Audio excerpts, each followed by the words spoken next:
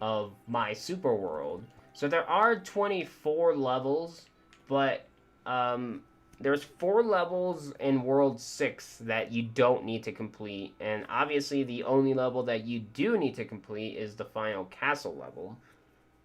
That level is going to be extremely hard. And then in the other 5 worlds, there's one bonus level that you can play to gain 1-ups, which is, you know, just a life farm. So I think that brings the number down to 18 for 20, 19, 18, 17, 16? 16? I don't know. Point is there's an X amount of levels that you don't need to complete at all. So it's not 24 levels that you have to do. It's just a handful of them. I can't remember how many it is. So yeah, if anyone has questions when it comes to the level playing, I'd be more than happy to try and answer them as best as I possibly can. So when it comes to dreading me playing the world is only down to 2 levels, I would say. It would be 4-2. So they're right next to each other. 4-2 and 6 goal are going to be really freaking difficult. I'm not sure if I'll be able to finish the world today. I'll see how I feel by the end of the stream. And I also ended up starting like 30 minutes late. So we've already lost 30 minutes to that. I don't know what happened. I'm just waiting for the Groovies to end.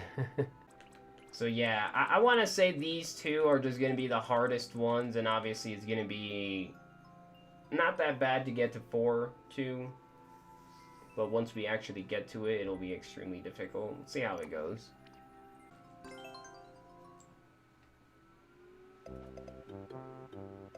New game. Stall more, I am working on a super world as well. No, can't.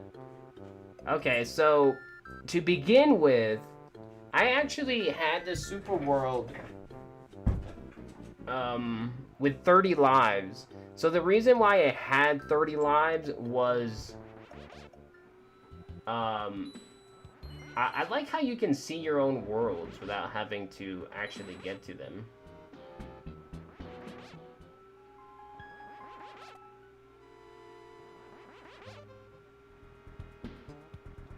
Oh god, now we gotta slowly go across.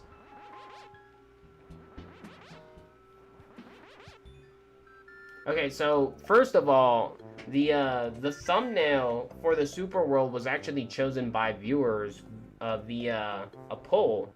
They ended up choosing the cave theme, I believe, which is this one. It looks so good, man. So what I tried doing with the overworlds was obviously have every single level in the water, but not have everything just be water, because that would have just looked ugly. So obviously in a super water world, it still has the ability to have land, but every single level is based in water, because obviously they're all in the water. And I wanted to use like more enemies, for instance, but the reason why I don't really like the enemies is due to there isn't too many choices. So you have to kind of pick the right one or just pick nothing, kind of like what I did over here. And 2, every time you actually get to it, you automatically get sucked into the level, which I don't like. I kind of wish I could just press A, kind of like anything else. But yeah. So anyways, the reason why the world had 30 lives was it was a shout out to the Chinese Super Mario World NES game that some Chinese company made. I don't know what their name is because their game company wasn't even attached to the game. It's not a ROM hack. It was just more like it was a bootleg. And the reason why it's 30 and not 15 is because the original game started you with 15 lives, I believe, and there was like a fan-made improved version that ended up giving you 30 lives. At least I believe. I could be wrong. Obviously, if I'm wrong, then my memory is wrong. But so I started you with 30 lives, and then every single level has checkpoints as well as a 1-up right at the beginning of the level, but the meaning of the world meant something to me and needs to mean something. So I actually ended up giving you no lives at the checkpoint, but some of the levels do have lives after the checkpoint. I just didn't really make sure to put a 1-up somewhere after each checkpoint. Probably because I either forgot or I didn't even think about it, to be honest. So therefore, if you reach the checkpoint, then you can get punished from continuing moving forward. So therefore, you want the 1-ups. And a lot of the levels have incentives to try and make you do everything in the world. To try and make you do everything in the world, in the levels. So like you'll get bonus coins / 1-ups if you go above and beyond. Otherwise, you can just beat some of the levels without ever getting punished whatsoever. But then again, I changed it from 30 to 80 lives. That way, just people have more attempts when it comes to after checkpoints. And that was like one of the big reasons why I had to like take down the world and then re-upload it. No, there's even less. See, like, this one has 3 levels. This one has only 2 levels. The Koopa plus the castle. This one has only 2 levels, so the 1 level plus the castle. Not every level has 5 levels like this one does. This one has the 4 main levels teaching you everything, plus the bonus level, and then, you know, you go on from there. Oh, the max allowed. No, you can have 5 levels per world. So that totals up 40 levels, 8 worlds. Yeah. So basically, when it comes to World 1, this is just the beginning. So this teaches you just how to item swim first. So entering the first level, 1-1. Item swim for beginners. Yeah, it's a lot of levels, but I've heard some people complain that it's not enough. I've heard people that say it's good. Like, I think 40 levels is way too many. But the problem with the levels, it's not necessarily that you can put 40. I don't think 40 is a lot if you allow the player to choose different directions to go and win. A lot of people tend to put 40 levels and then put, you need to beat all 40. And it's like, really? So anyways, so I'm not used to putting like practice doors or anything like that. But again, the level is meant to show you how to first item swim to begin with. So it like does, like, the walls full of spikes, but not the tips, so therefore if you accidentally touch them, you don't die. And I put these doors to signify if you happen to lose your POW, then you don't have to kill yourself to start at the beginning of the level. Although, the thing is that some people, for some reason or another, they think they need to enter the doors, so therefore they just get popped back out. I figured showing you that the door was there and then another door going forward that they would see that you can, that you'll most likely end up going backwards. And I didn't want to punish the player by killing them just to get the POW again if they accidentally lost it, because sometimes if you want to drop it like so, you'll end up throwing it, and therefore you need to kill yourself. I thought that's dumb, but I have seen the very few people that I have submitted my world to, they actually ended up entering the door thinking they needed to do it. I don't know.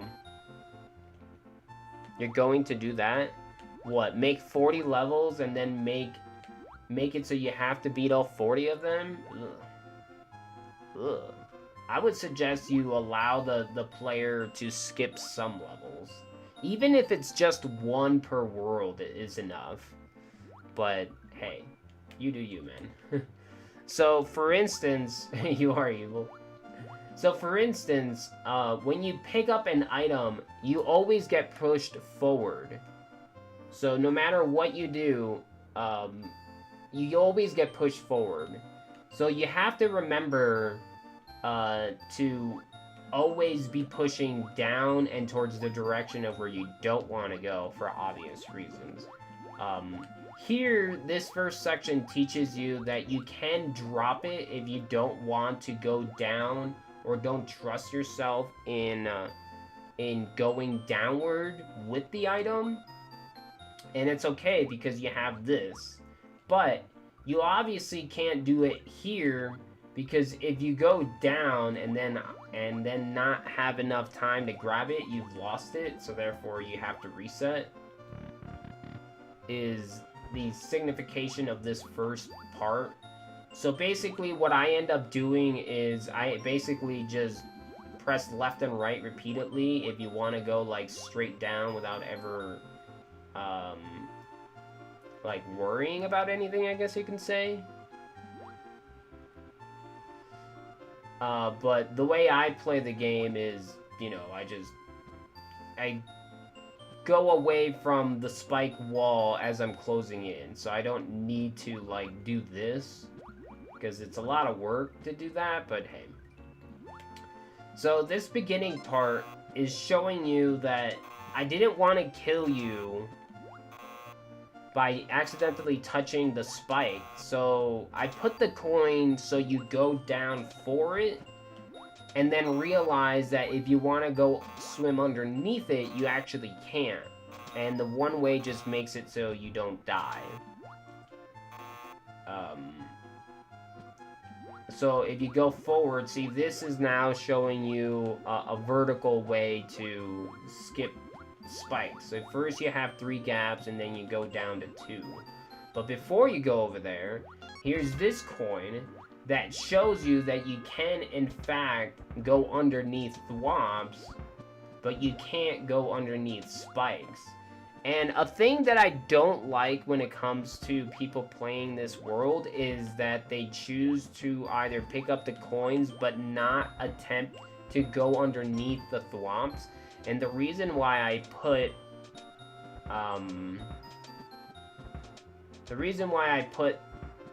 the one ways is so you don't die, but you can still see that you can go under thwomps versus under spikes. But obviously everyone does whatever they want. Like, a lot of people just treat the world like a level and that's it. Like, oh, if I don't need the coins, I'm not picking them up. Which is 100% fine. But again, the world is trying to teach you things. So this shows you can't go underneath spikes, but you can go underneath the thwomps. And if you lost your pal, then you can go back to the beginning. So as you can tell, now you only have 2 gaps to make sure that you survive versus 3.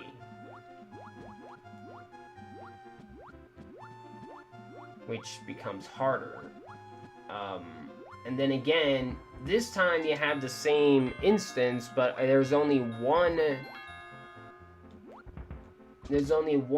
way, and it's much longer. So therefore, you can see that that you can go underneath here without ever having to go up here. But this shows you that if you have an item, then you can swim through here. But if you actually get rid of it and try swimming, you'll die. Hence why the POW is there. Because the level's trying to teach you that you can go through 1 gaps, but you can only do so if you have an item. Hence why the world is item swimming. It teaches you that you can go down certain sections, but not all of them.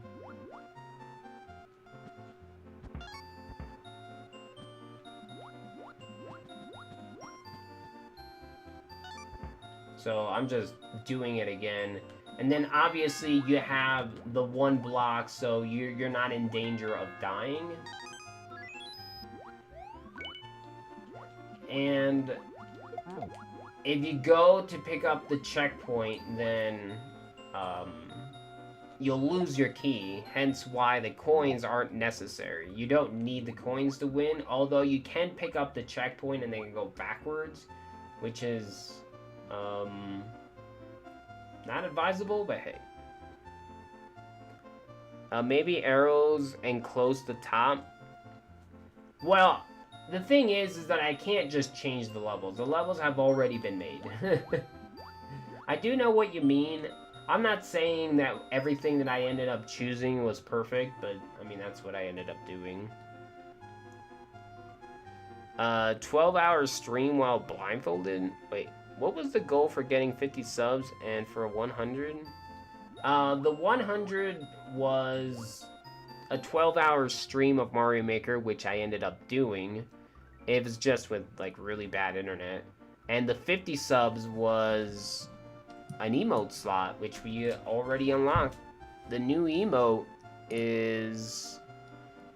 which one is it? It's this one. The world record got changed from the 25k bits to tier 1. Yeah, I got it due to Big Jelly being a boss.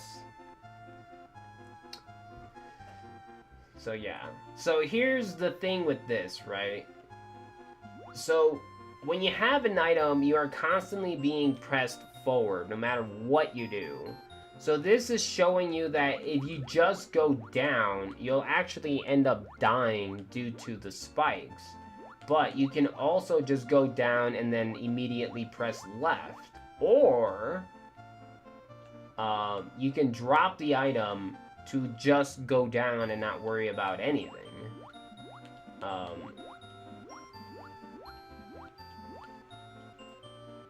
So if you happen to have the key, see, these are now just tight corridors that are showing you the things that you can do, I guess you can say, when it comes to item swimming. So when it comes to this part, so I show you the muncher, so therefore you know you need the POW, but you can't just go down and press left anymore because there's no longer just a wall. It's just a wall of spikes. So you have to do one of two things. Either throw the POW or drop the POW. So if you try dropping it, then you can just go straight down. Because again,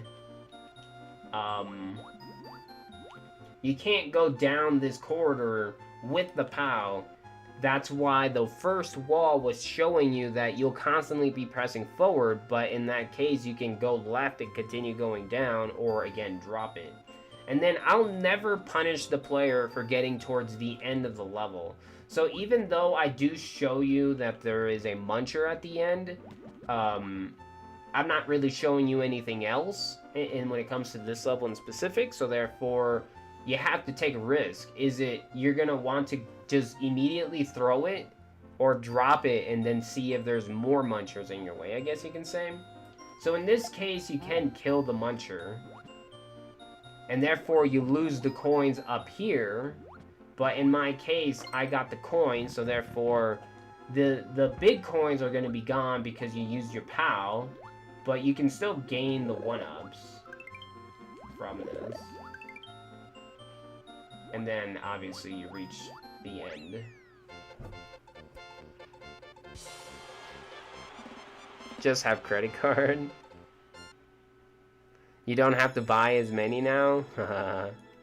I am doing a special stream on the 20th, just so everyone knows.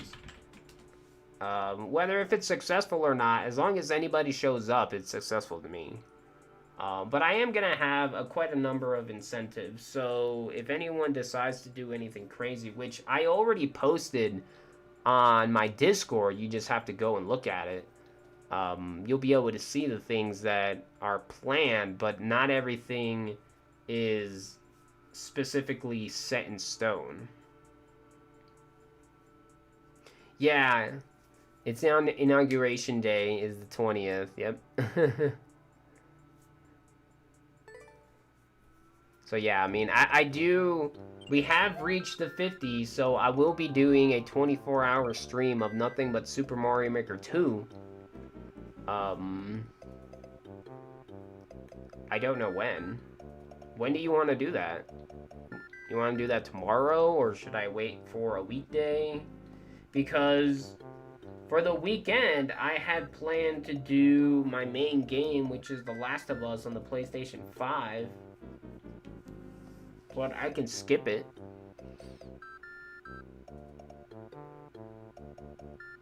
$48-hour stream? No, not 48-hour stream. It'd be a 24-hour stream.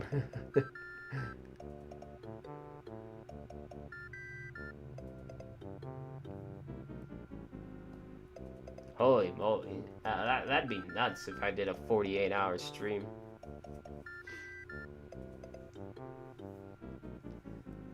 Yeah, I'm assuming we can do the 24-hour stream on Monday.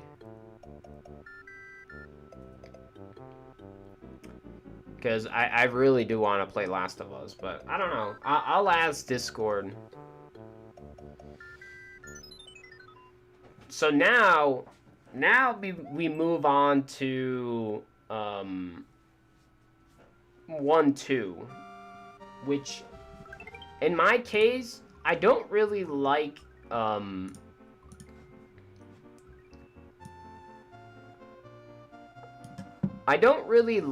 repeating levels, but in this case, it's something different due to the fact that it's showing you the same level, just slightly edited to the point where now, in the first level, you didn't have to avoid any enemies, but in the second level, you do.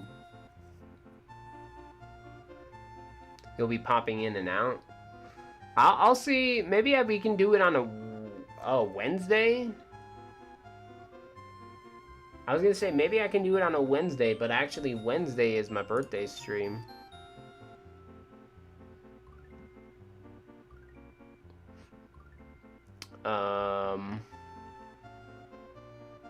Yeah, maybe we can do it on Wednesday. Although, well, no, because that would be nothing but Mario Maker 2, and I'm not gonna be doing nothing but Mario Maker 2 on my birthday stream.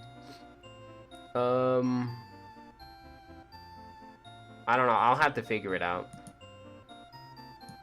No, because on my birthday stream, I'm planning on doing Mario Maker 2, Super Mario Bros. 3 crowd control, Super Mario World crowd control, more Super Mario Maker 2, and I want to be the guy. It's a type of fan game, which is a difficult style game, which I think would be pretty cool. But I wouldn't want to do just Mario Maker 2 on a birthday stream. That would suck. But yeah. Plus, I have other things going. I'll have to figure it out.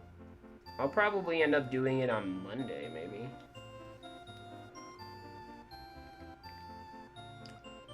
Either way. So in this case it's the same level but slightly edited. So now you have to watch out for more things. And the cool thing is if you try different things when it comes to item swimming, you'll be able to figure out that you can actually kill the fishies. So if you just drop the POW, you can actually kill the fishies. And obviously, you're gonna have to now avoid the Potobos. And you no longer have the safety net of the ground, so therefore, you can't just drop it anymore. You have to be able to do what you want without ever dropping the POW. And then this right here shows you that you can actually swim underneath without ever dying. And you actually have, I think, 2.5 tiles of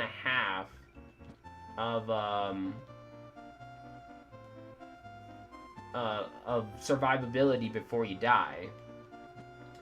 And then you obviously have the tight corridors when it comes to going up and down now. So now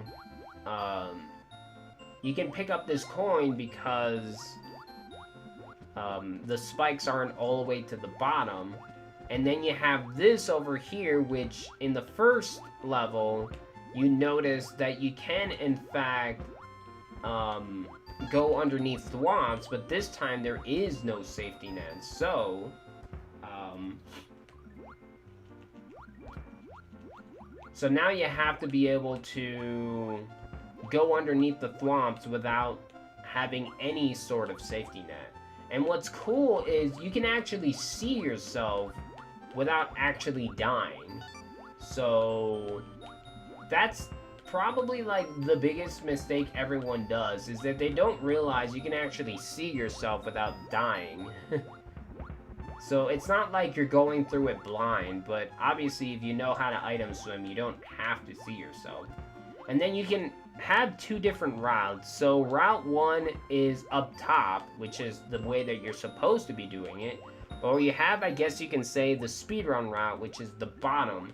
But I just have the enemies added in, so you can't just obviously go down. So if you want to go the speedrun route, then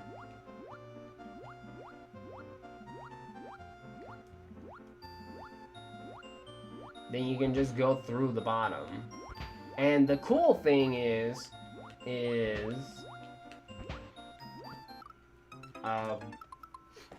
so you can do it 3 different ways. You can either, if you have the coins, you can go through the top, pick up the coin, and then get the bonus, which is up here. You can go through the top and then go through here if you don't trust yourself going through this tiny little gap. Or you can just go through the little tiny gap and you win. So again, the level is just the same thing as the first one, with the minor difference of now you need to learn how to avoid enemies versus not avoiding enemies at all from the first one. And obviously, even I am going to die. And then, again, you have the 1-up in the very beginning, so you're not constantly dying and losing lives. You're actually dying, and then you can continue attempting the run over and over again without ever worrying about game overs. So that was one of the main reasons why I didn't mind starting the player with 30 lives, because you would constantly get lives in the beginning, and then you just have whatever X amount of lives once you got to checkpoints. But again, I did end up deciding to change it to 80 instead, so that point no longer matters anymore. And then you have the swim underneath the gap, but you can't go too fast like I just did, otherwise you're just gonna end up dying, because now you don't have the safety net of the tile that you had before. And then you can also throw the POW up and then kill the fishies. You just gotta make sure you keep the POW.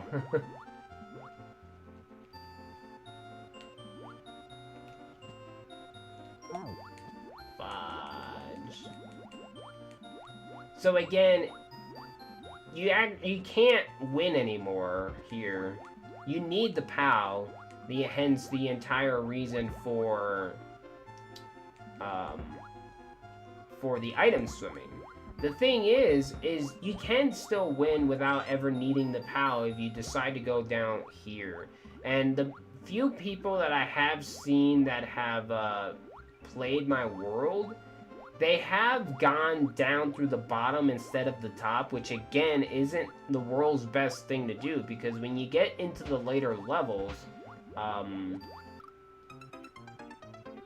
you won't have safety nets anymore. You're gonna have to do what the level wants you to do. But obviously, if people just treat it as a normal level, which is 100% fine, they're not gonna be learning anything, because this is only advanced difficulty, which is, again, avoiding enemies. I didn't want to literally break everything down by like making shorter levels and making them either more dangerous or more safety nets or whatever, due to I didn't want to just clutter the world with a boatload of levels for no reason. So I did whatever it is I could in order to make it easily readable and hopefully not too confusing, but I'm sure I miserably failed at that. Yeah, no problem, Big Jelly.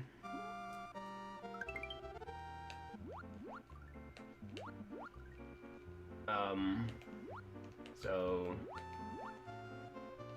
yeah, I think I'm done when it comes to speaking about this very first beginning part. I just need to get to the checkpoint to try and explain the rest. So when it comes to trying to get through this little gap, it's mainly line yourself up and then just press down long enough to be able to pop through. But don't keep pressing down, otherwise you'll end up killing yourself in the spikes. So like you like press down enough to go through, and like the block just sort of sucks you in. I've seen some people say that, from the very few people that I have submitted this to, they actually end up going through the top, through the first sections, and then go through the bottom in this second part because they don't know how to get through this tile. And again, the later levels won't let you do that. So if you don't practice this, you're not going to go anywhere. So once you get through, see, you have the same thing here, but you no longer have the safety tile. So again, you just press down long enough where you think you'll pop through, and then the level will just let you do it. And here you have the checkpoint, but it's more problematic now than it was before. So one cool thing when it comes to item swimming is you can't be standing on something and then press swim, because you'll swim too high, and therefore you will die. And that's why there's this ceiling, because you need to start swimming and then you go through, because again, if you do it the other way around, you just die. And the thing about this is it's easy to get in and intimidating to try and get the checkpoint, but it's actually pretty difficult to get out, due to when you pick up the item, you immediately shoot up. Again, item swimming pushes you up when you're holding an item. And this is something that I wasn't anticipating myself, so when you grab it, you immediately start shooting up and you just die due to spikes. But what's a cool thing is it's right next to a checkpoint, so it actually teaches the player that you need to be able to pick up items in really close corridors without dying, because there will be spikes around you. And then the other thing is, when you have the item, you can't just get out. So you either go over here and then throw it and then go back, or you can just throw it right from the beginning and go from there. So again, as soon as you pick up the item, you have to always be making sure that you're tapping down, otherwise you're just gonna get yourself killed. I sent one of your levels to someone a week ago and they quit right away. Yeah, item swimming is not easy, especially depending on who you're talking about. So again, you can do this if you wish. So you can press down and then left, because if you just try pressing down, the item is always pushing you forward, so you're going to die. You need to make sure that you're either not holding the item when there's spikes around you while going down a corridor, or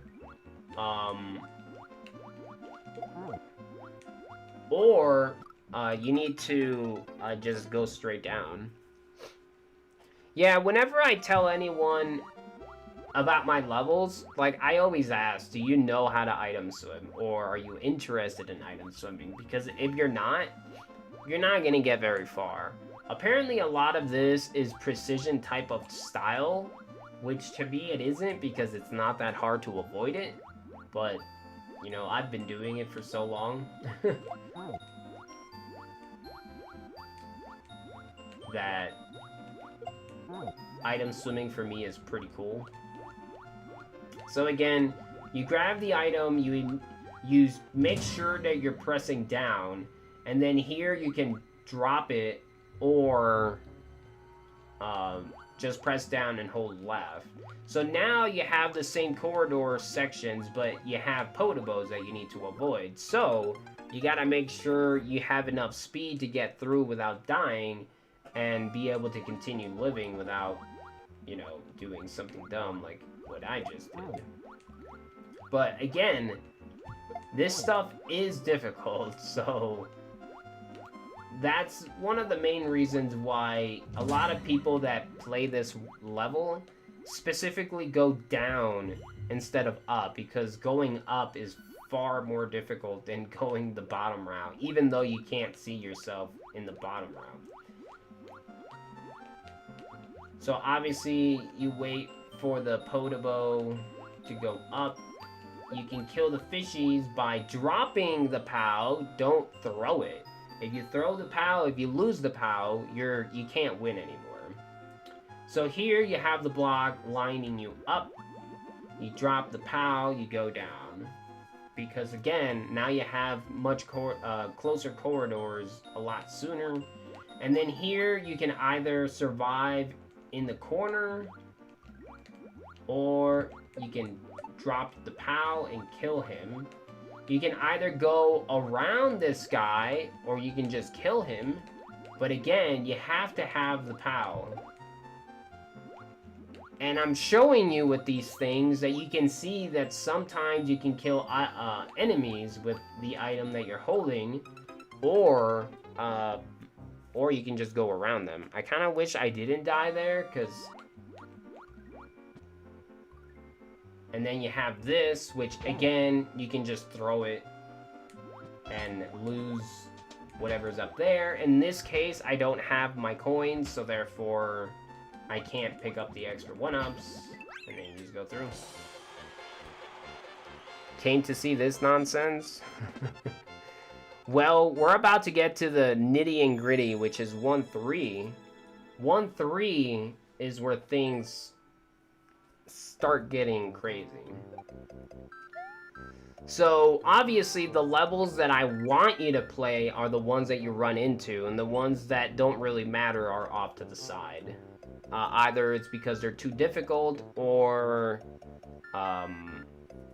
just based around the world, or just life farms. So this is 1-3. This is where everyone, or the majority of people, get stuck. I'm very surprised that there's a 50 on my 1-1, considering the fact that this is an extremely difficult world. And then there's still 3 people on my 1-4 that no one has cleared yet, by the way.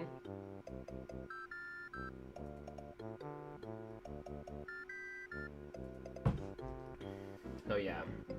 So 1-3 is where you start learning how to lose and grab momentum. So pick up and let go. It's talking about... so when you grab an item, you immediately start going forward. But when you throw the item, you literally lose your entire momentum as soon as you let go of the item. So now you need to know how to item swim, as well as picking an item quickly, as well as letting go of that said momentum just as fast. So now you're running against the timer.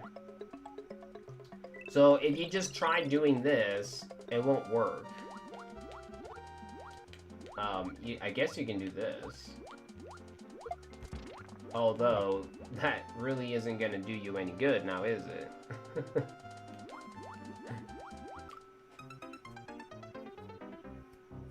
So again, now you're avoiding enemies as well as grabbing items and losing your momentum. And this is just the start of these things. So you grab your POW and you throw it. You grab your P-switch and you throw that over to the right side. And then you grab this one and you also throw it to the right side. The difference between one and the other is 3 tiles. As you can tell, 1, 2, 3 versus 1, 2. If you let the P-switch hit the ceiling, the P-switch won't actually go anywhere near as far because the momentum where you threw it is going to get stopped by the ceiling, versus this third one, this section with the 3 tiles, it's much harder for the P-switch to hit the ceiling because you have more room. So here it's already giving you 2 different difficulties in one little section. So you have you don't have to worry about anything, you can see how it works, versus you have to make sure that it doesn't hit the ceiling, otherwise you're probably gonna end up losing. So let's try getting a fail condition and see what happens. And then obviously you have your 1-up, so even though you're dying, you don't lose the attempt. You can actually just keep going. Okay, let me do that.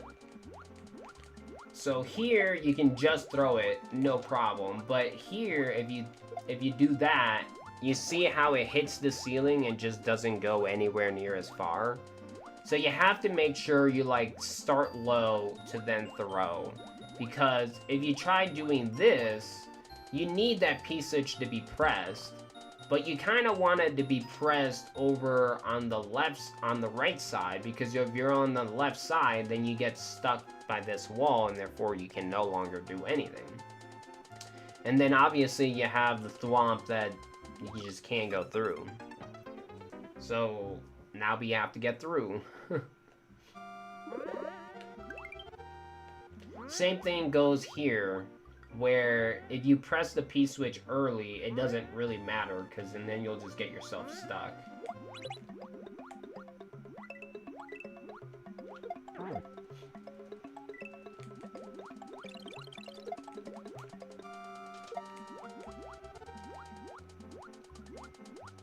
So you let the thwomp press the switch. You have to make sure that when you throw this helmet, that it goes through before the coins come back into blocks. Otherwise, it'll just sort of get stuck there.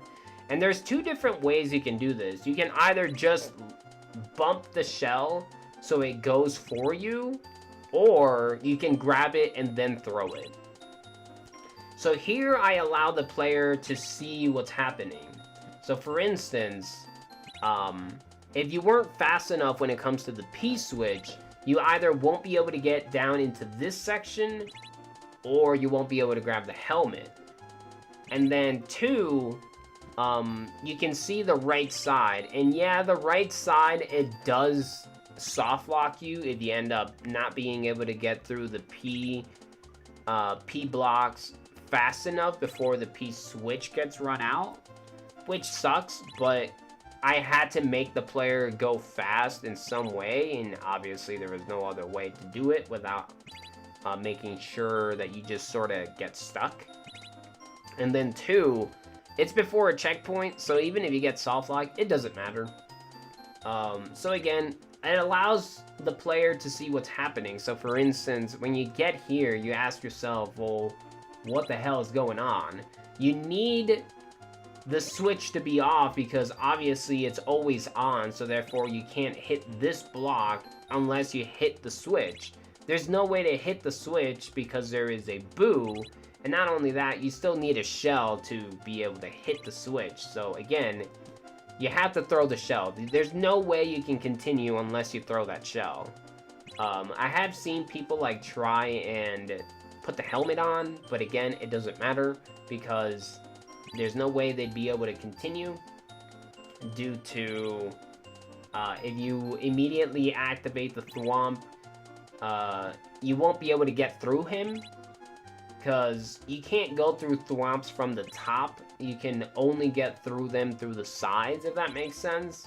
So you have to find a way to get rid of the one block that is actually in your way. The way to do that is by activating this switch, which you can't activate the block without the switch being off. So you hit the switch and therefore the bomb goes through. So that allows the thwomp to fall because again, if you tried going from the top, it just won't work. You'll just end up standing on top of the thwomp. That's what thwomps do. So you have to make sure that the thwomp moves. So now here's another thing. You have the grinder.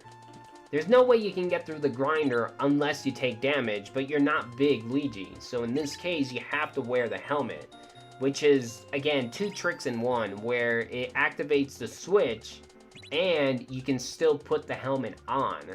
So it, you know, like, there is no quote-unquote cheesing. And 2, again, you have to pay attention to what's happening, because if you didn't throw the P-switch on the left side, then, you wouldn't be able to get through the maze, which, you know, the P-switch deactivates for you.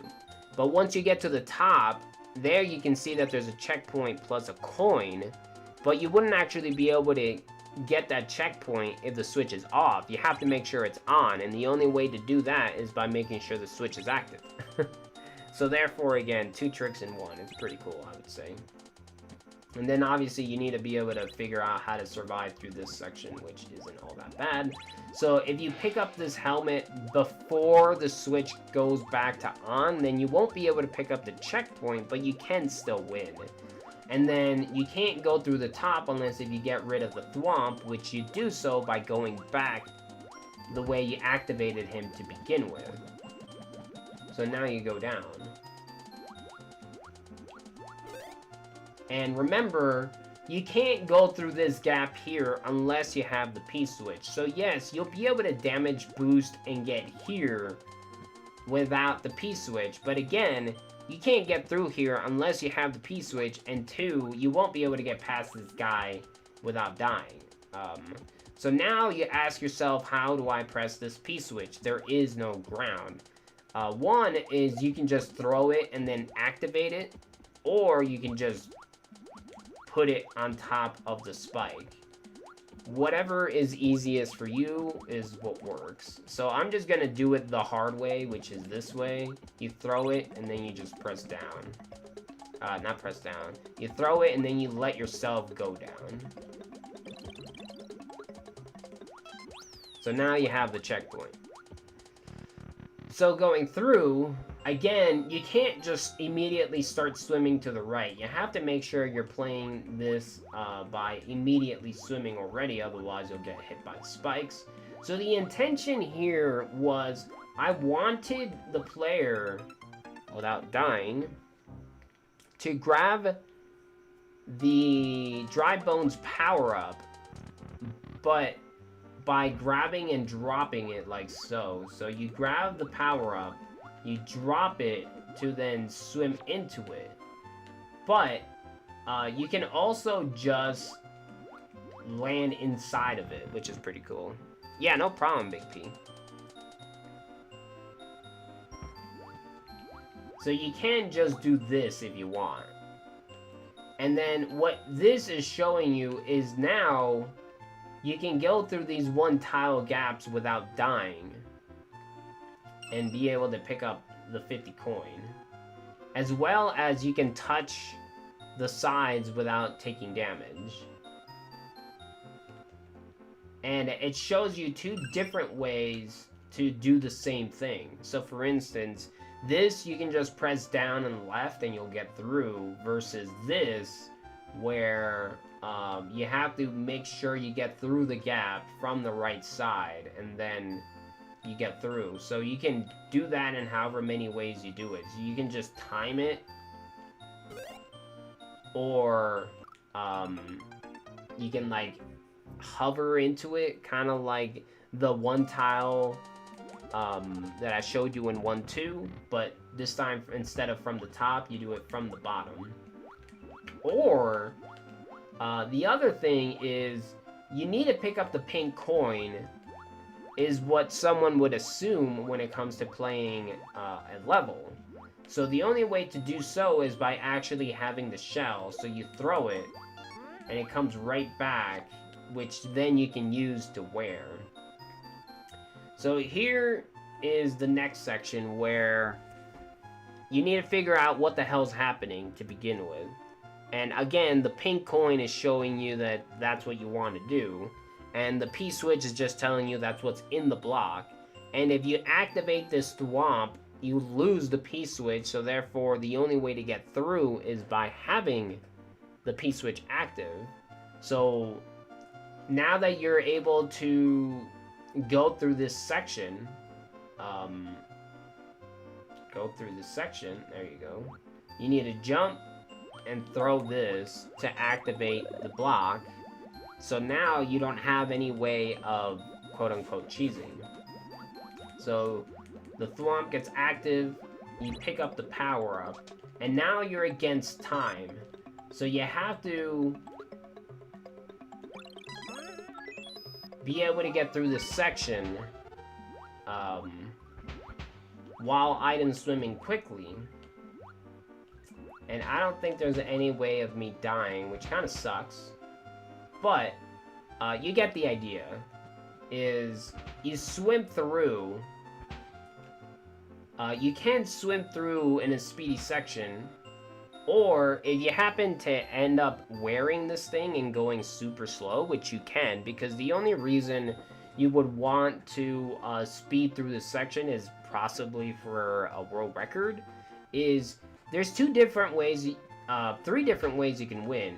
You can either go through the speedy section. If you don't have the key, you can just win. Or if you go through the speedy section with the key, which is what happened with me, you can go through and, again, be rewarded with all this crap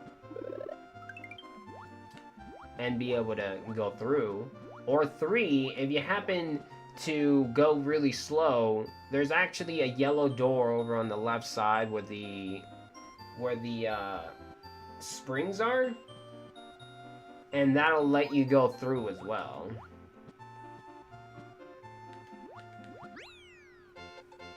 So there's a door behind the flag, which skips everything. So you have that. So now this is where things start getting super difficult, to the point where no one's ever beaten my 1-4. And I'm just gonna go do the bonus because why not?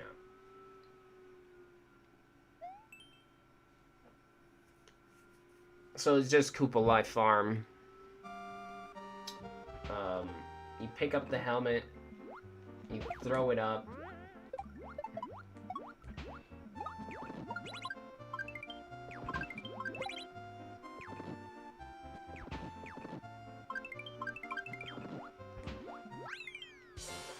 And you can get max lives if you need to.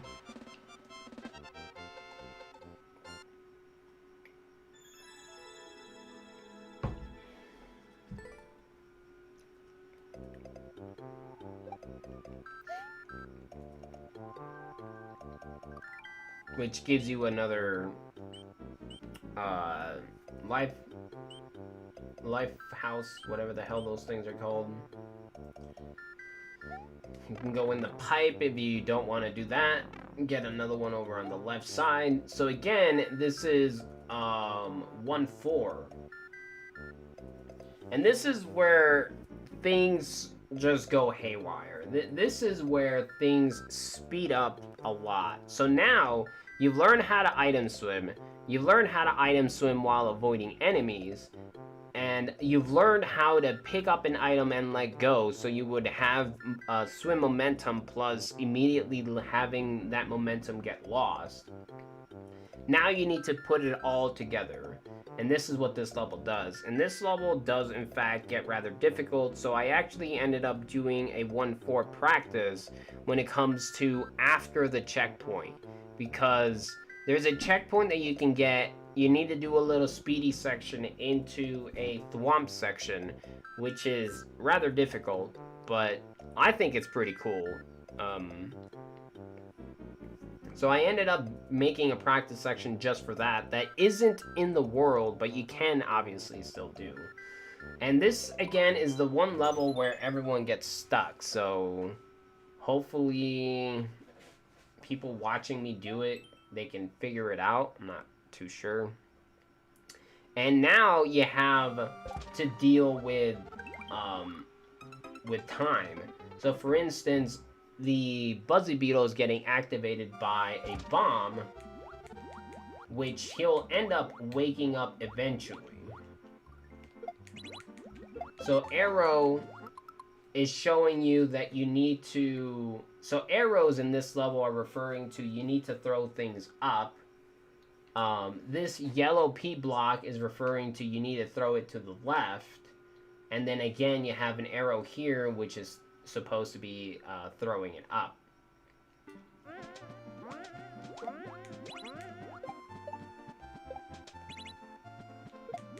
So you do that.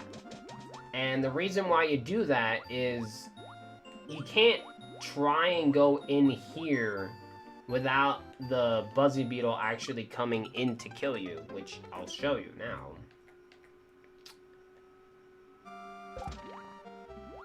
So if you just try going through, you'll end up dying.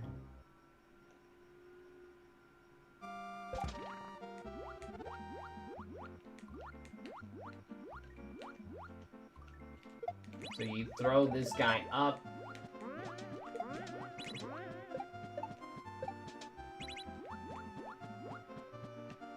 Well, there you go. You can just go through, which is perfectly fine.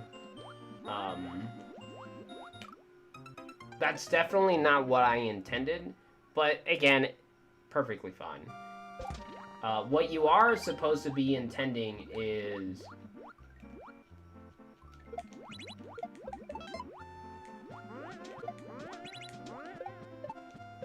So you knock that guy, and then you throw him up, so the second Buzzy Beetle that you already threw doesn't come down. And then here, you need to be able to drop this, and then wear it. And then you can just go over here and pick up the coin, which you wouldn't be able to unless you're wearing the power-up. And now you have to go through this one tile gap, which you're forced to, unless you actually... you know, bothered to practice it in the 1-3.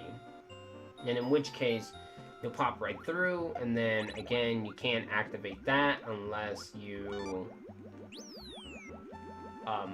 throw the shell, so you don't have the shell to protect you. And then here, you see the arrow pointing right, so the only way to get out is by pressing the P switch, and then the arrow is telling you that you need to make sure you grab or get to the spring before it falls. So for instance, if you press it, you need to go through this gap, which the spring falls down, and then if you don't have it, which is fine, you can in fact go over here, which if you look on the left side, it's telling you to make sure you're pressing up and you're letting go of Y. So in this case, for me, Y is holding an item. You can, before this world was made, you couldn't remap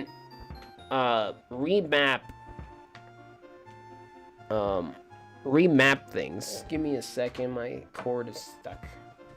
I need to make sure it charges.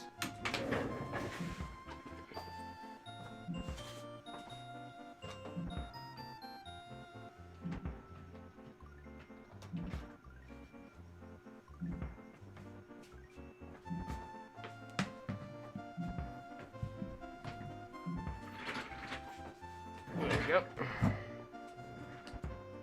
Maybe I can pass this through the bottom?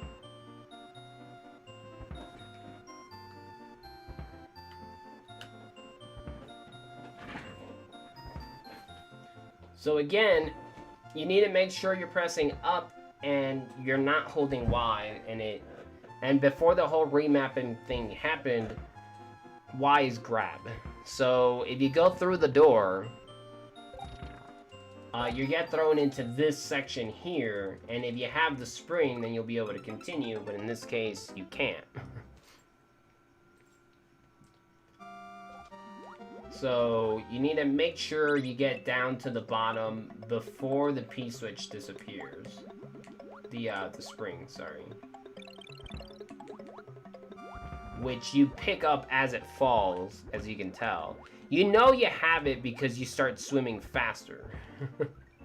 And the only way to get through this little section here is if you drop the spring.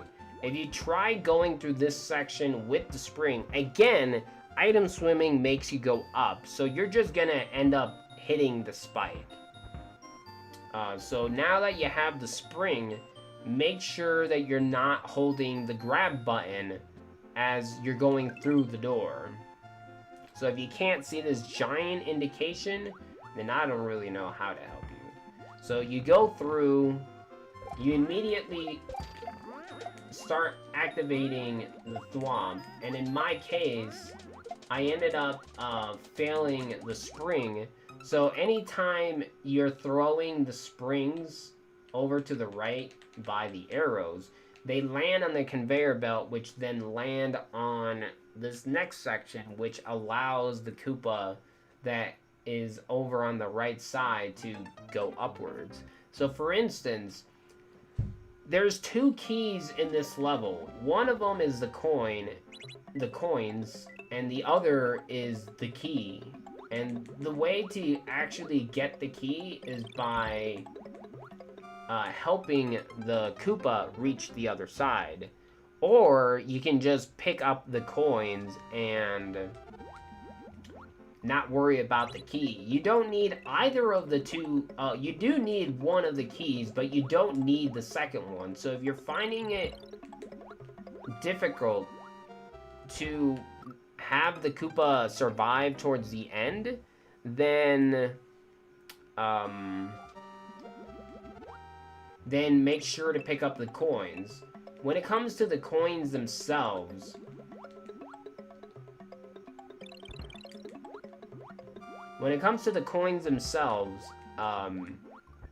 all of the coins will actually be in your way except for one. You just need to make sure you catch the one that you're searching for. Otherwise, you're going to be forced to keep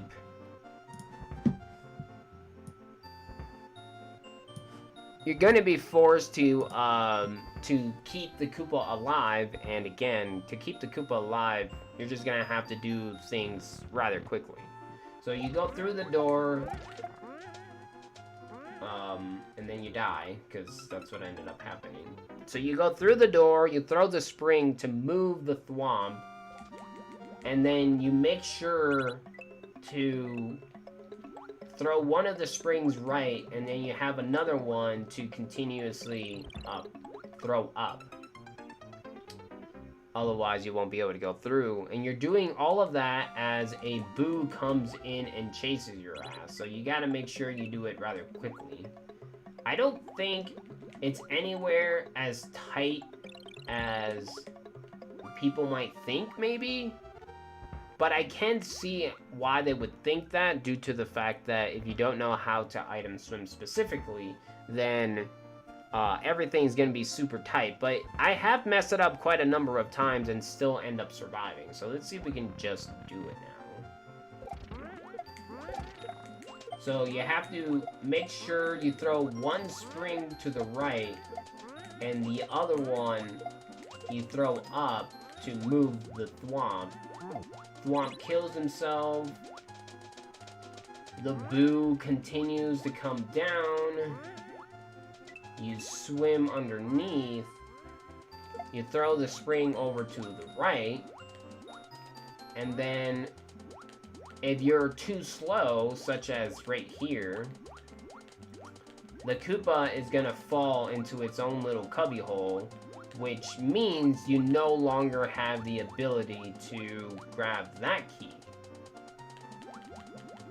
Otherwise, you go through the grinder, you stop the Koopa by throwing the shell.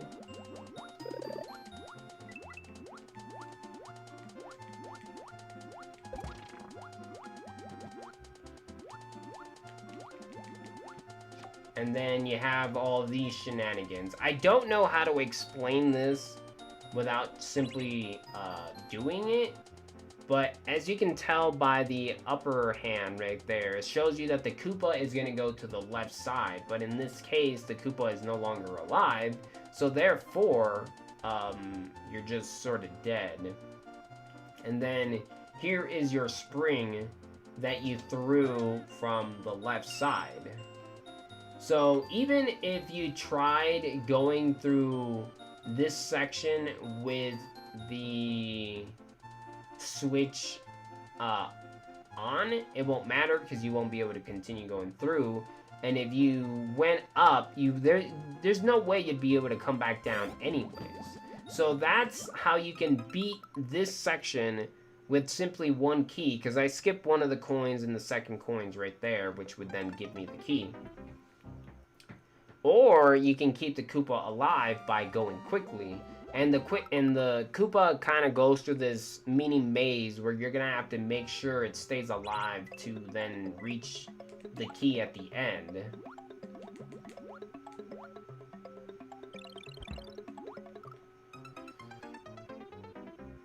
We just gotta get there now.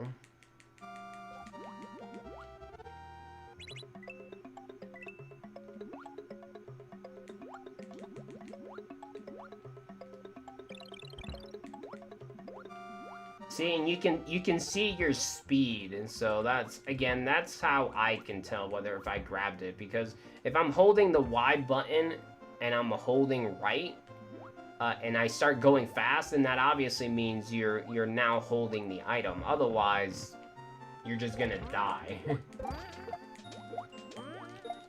So there is a lot going around here, but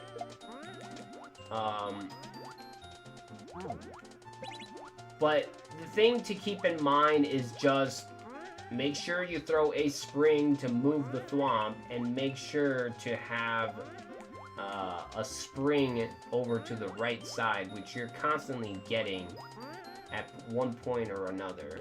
So there's the Koopa, and then I died because I was trying to rush it a little.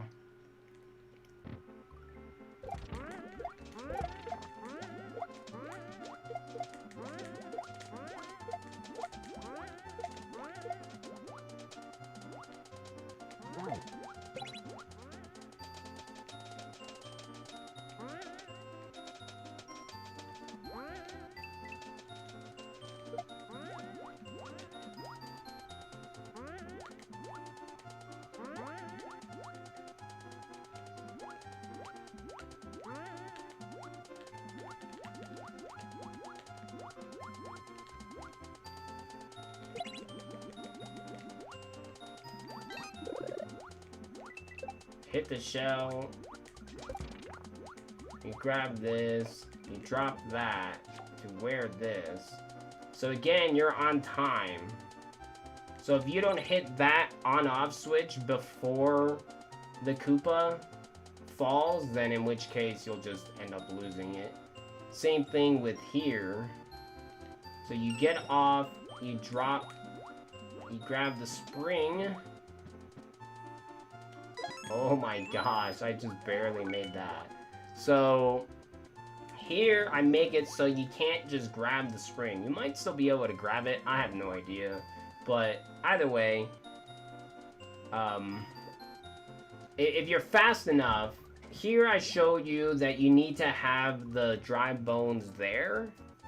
And the only way to activate the switch, which you wouldn't be able to win unless you have the dry bone shell to begin with, you grab the power up and you throw it, in which case you lose the spring And the Koopa activates the second key, which, again, you only need one of, which now you have some free coinage.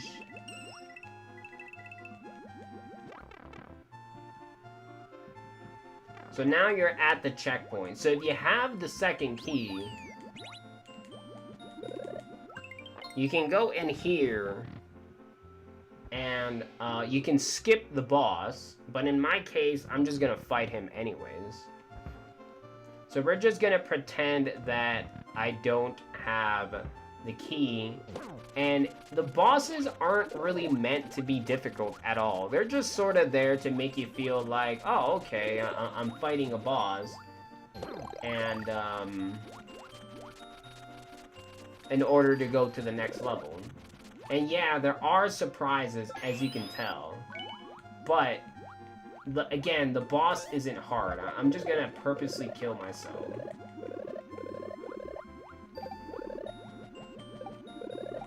So there are 2 mushrooms. Now there's the second one.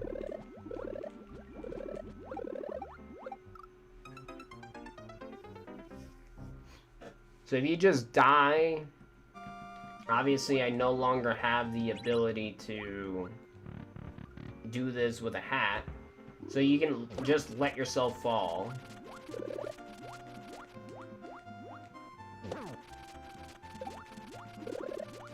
There's the mushroom, and then that's it. Like, the boss isn't meant to be difficult. So you get the key in order to get through.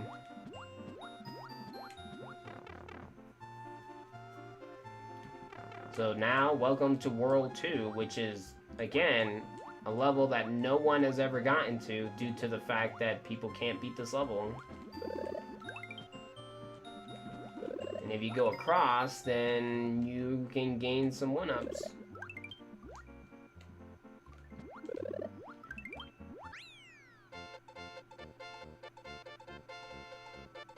Oh, I didn't put the cheer here? Wow. See, no clears, which means no one's ever beaten this level. So that was Master difficulty. So now we're on to World 2.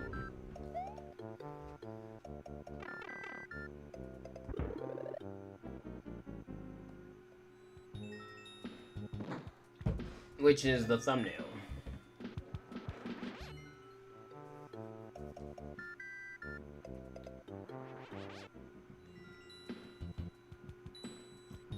So now in level 2, you're gonna have to deal with rising, with double tap, okay.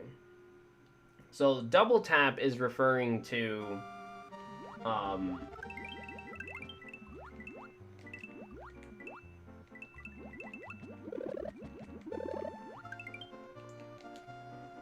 so what double tap is referring to is you press one button, in my case is B, in order to swim up.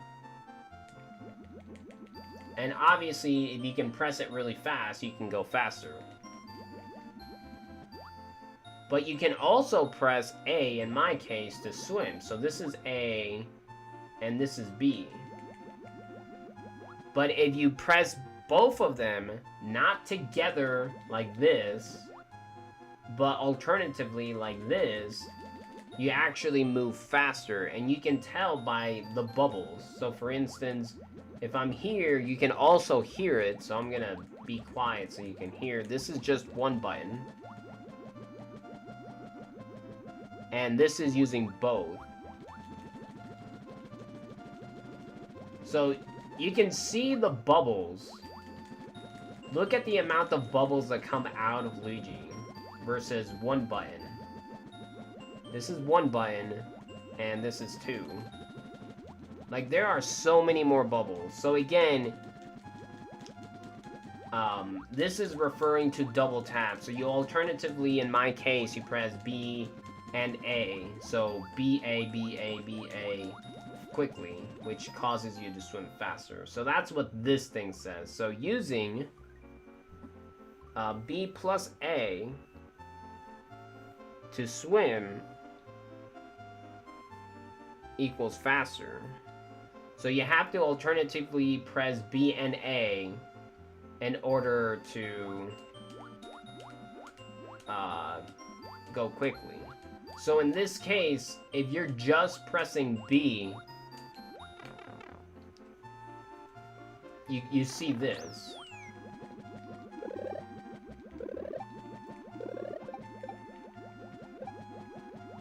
So you go through that little section.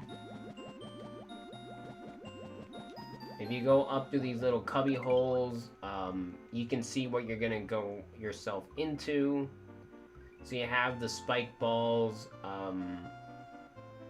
like not that many going in circles. Obviously, when you go through with this, they'll be aligned. Like so. But, and this is gonna take a while, due to the amount of things that I need to do. If you go through that same section using both B and A, or double tapping as I like to call it, then you'll end up killing yourself because you're going too quickly, as you can tell. So therefore, this specific section, you're just pressing B in order to get through. Or, you know, one button to swim.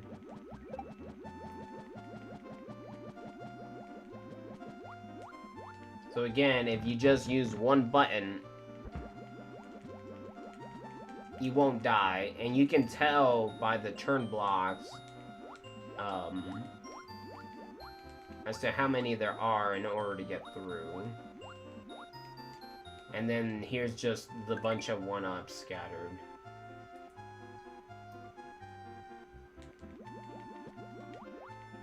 And then you have your pink coins that you don't need.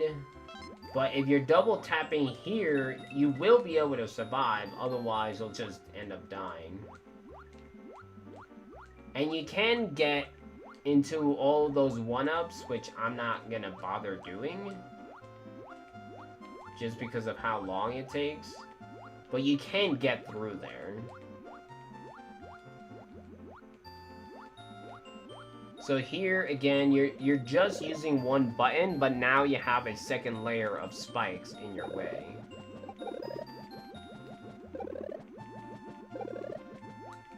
And if you pay attention to what Luigi is doing, you can see how much closer he gets to the spikes, but he can still survive it. Oh my gosh, I died.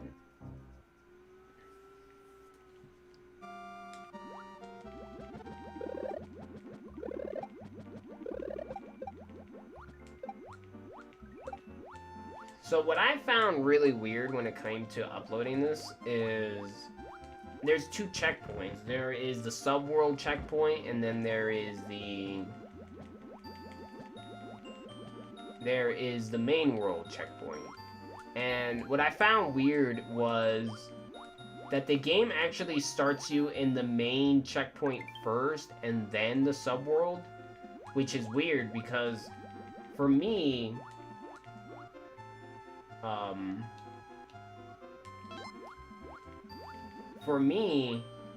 the main world checkpoint is the second area, and the sub-world checkpoint is the first area. So when uploading this, it actually sent me to the second area first, which is the much shorter section, and then the second area, which was the much longer section. I was so confused. I was like, why am I starting over here first? But I guess that's what the game does. It starts you in the main world checkpoint and then the subworld, regardless of order.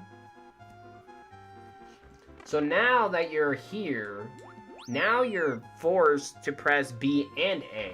So if you only tried using one button, this is what's gonna end up happening. Like, the much higher chance of dying is possible, because now you have like this giant ass boo in your way.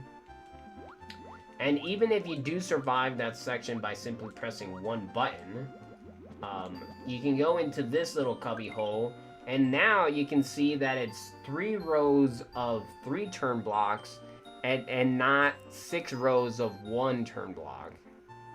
And then you can obviously see that there are more spike balls in your way.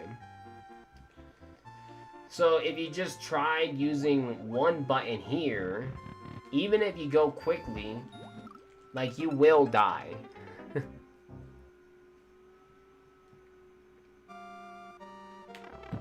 So again, I'm telling you to be pressing 2 buttons. So you use 2 buttons.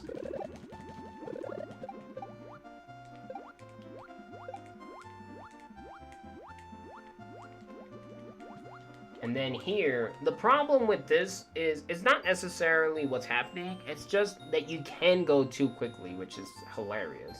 So I can still die to this section due to going too fast versus not going fast enough. Do you alternate or at the same time? When it comes to double tapping, you do alternate, because if you press both of them at the same time, it doesn't make sense to me. And I don't know if pressing them at the same time does the same thing as alternatively. So for instance, again, you can see it. And this is 1 button.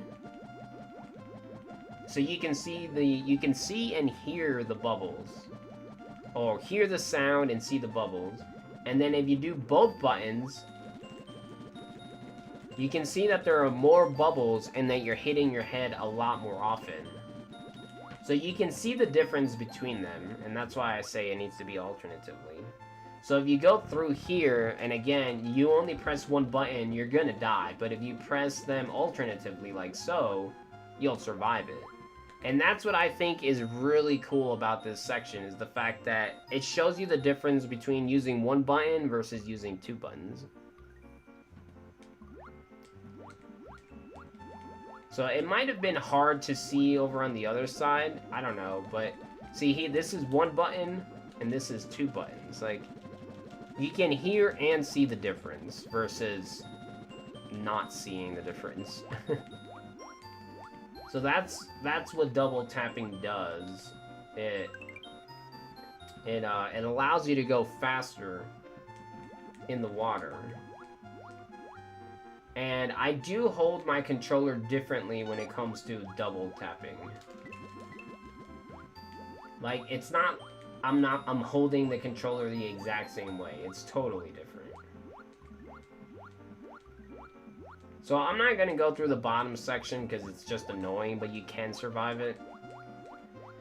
Okay, so here, there's a major difference between what you saw in the other room. The other room, it was just a set of spikes and then a set of a second spikes above the question mark blocks. But here you have a boo, which means if you press 1 button, you can survive it, but that's not the point of the section. The point of the section is do what the level wants you to do and not just try and do whatever it is you want to do, because that's not the point. So for instance, if you're double tapping here, you can see how low you go, but the boo won't actually kill you because you're fast enough to survive it. Unless you die anyways. In which case, I need to do it again. That's alright. People can just see the difference. Probably in the YouTube video, I'll just end up cutting it to going forward, because seeing the same thing being done more than once when you've already explained it makes no sense.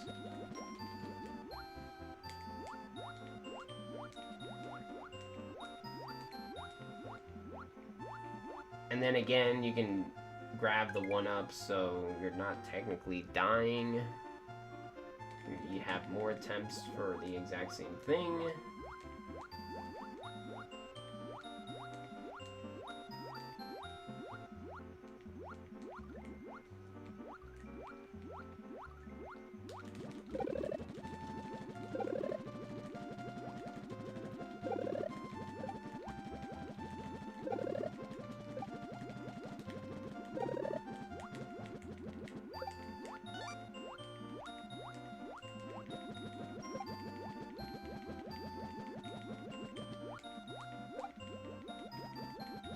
And there you go.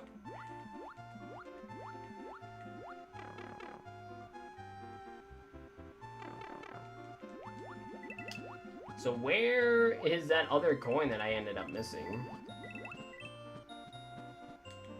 I'm not sure. I'm not sure, to be honest. But if you don't have the key, it doesn't really matter, because you can just go through the bottom. And there you can just see the things that you would have gotten if you survived. I'm not sure where I missed the key. I might have just missed it by accident. No clears on that level either, by the way.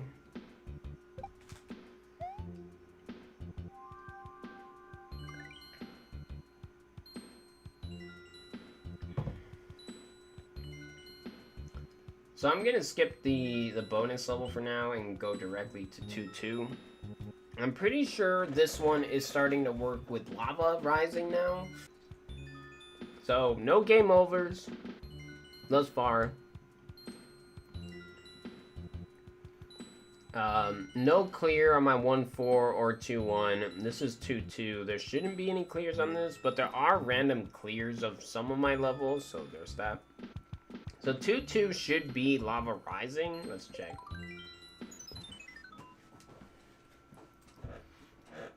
Yeah, lava works. Okay.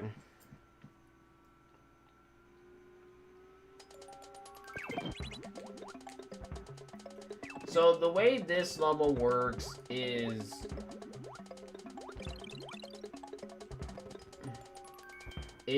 you have to work with the lava. So for instance, the lava is rising and falling, and you have to be fast enough to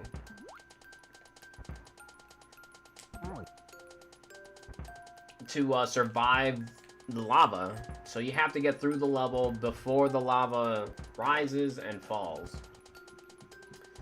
And here you can see that the POW goes down. And obviously the only way to do that is if you have one. And suffer more? Ooh, it's a hard world, man. So you start with the P-switch, you throw it up, make sure to grab the spring as well as drop the POW.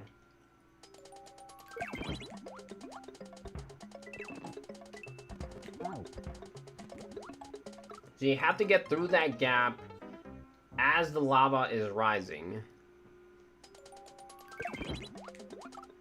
But yeah, I don't suggest you do my world if you're not going to be willing to spend a lot of time on it due to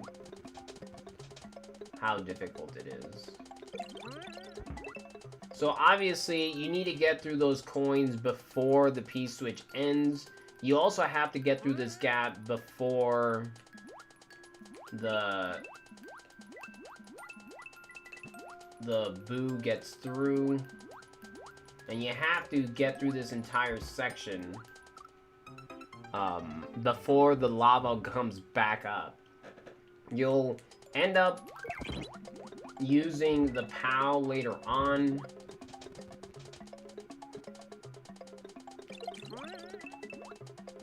But it's mainly speed. You're going up against the lava. You just need to make sure you survive everything before it kills you, going up, and then go through the sections before the lava comes back up again.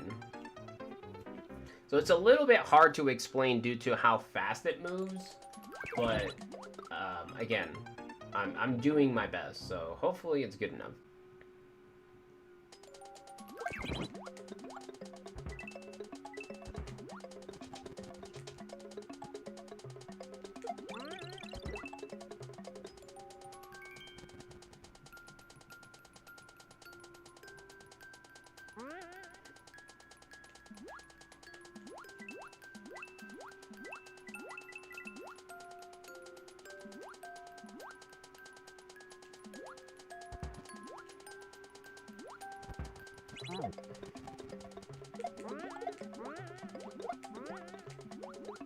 So if you can keep the spring, what's really cool, it says right here, it tells you to hurry.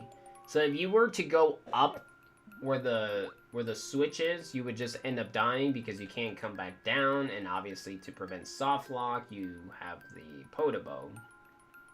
So over on the right side, you have all of these blocks. So even if you go back into the pipe, nothing bad happens. I'm not going to just randomly kill you. And what I love about this section is you need to throw the spring to move the munchers, but they're going to come back down. So if you did happen to have the spring, that's pretty cool. And if you didn't, well, then you're dead. You could technically keep the spring over into the red pipe, but I'm not sure what happens. So if you have the spring, you can actually throw it at the switch, and then you can get rewarded by a boatload of 1-ups, which is pretty badass. So now, you go through with the POW, which and then lands you in here. So again, you have to... Yeah, because even if you kept the spring, you would already have the spring in hand, but you wouldn't be able to press the P-switch because you need the POW.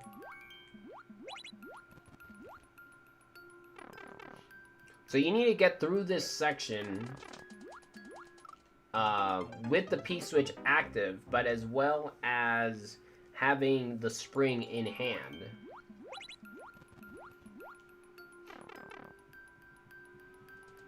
So again, speed.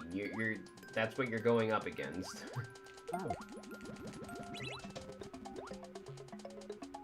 So the arrow is telling you to go down, but you can't go down because you need to wait for the lava to come back down, which you reset it by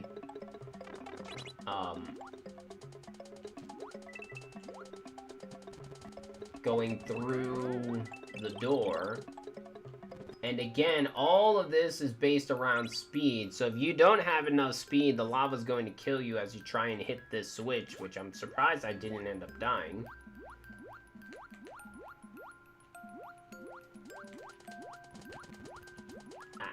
Okay. And then, just to quickly show you, if you go through, you see the left side where there are thwomps and P-switches that you'll use in the later on. And if you just try swimming here and waiting for the lava to go back down, you won't be able to survive because the lava goes all the way up where the blue on-off blocks are. Hence why you have to go fast, where when you hit the on-off switch over on the far right, that one will let you survive because there aren't blocks. And then, again, the level's telling you to hurry, so you have to get through these sections quickly.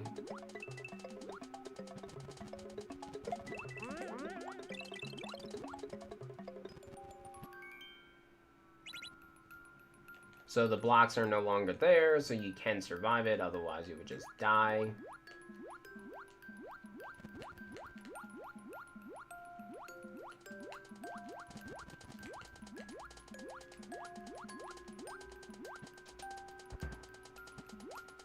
So here, you throw the P-switch, so I'll quickly show it in a replay.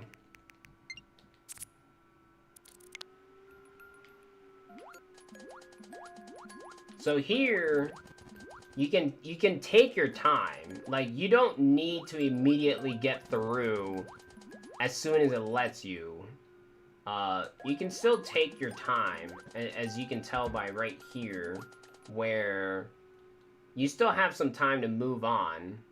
But if you do just move straight up, you can see what's happening, but you'll end up dying due to the fact that you'll no longer have a P-switch active for the next part, but hopefully you'll be able to see that in the following, on that same attempt trying to do the next thing.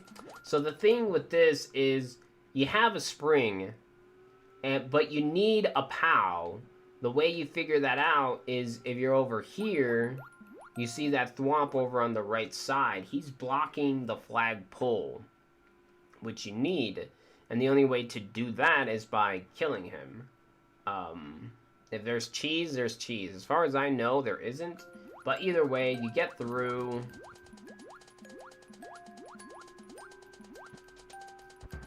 So, obviously, I don't give you a sign that there is a POW where that cannon is, but you throw the spring to make it go up. Then you can go up because I probably should have changed these yellow blocks into P-switch blocks instead. That way you can't just bang your way up. Well, no. I was going to say, is there a soft lock? But no, the lava would just end up killing you. But yeah, the spring flips the cannon up that throws the POW. And now you have the POW to be able to kill the thwomp over on the far right. The first thwomp activates the P-switch that allows you to go up. The second thwomp activates another P-switch that allows you to continue going forward. So there is a lot going on there. And I'm pretty sure I killed the thwomp, so that means, yeah, so that means I'm just dead. I accidentally threw it because I forgot where I was. That's alright. There we go. You throw the spring. Grab the POW. Now you gotta wait.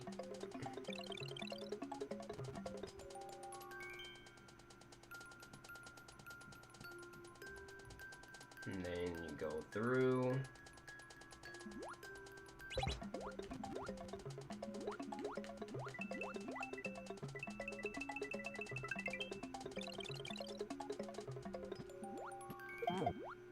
And just like that. See, I think that section is a little bit too tight. But I couldn't do anything else. But that's such a dumb excuse as well. Because even if you press the switch with the spring as the lava goes down, you can't win because there's no way you can move the thwomp since the thwomp goes downwards instead of right. And therefore, you still need to go to the far left to then go right. So again, no clears.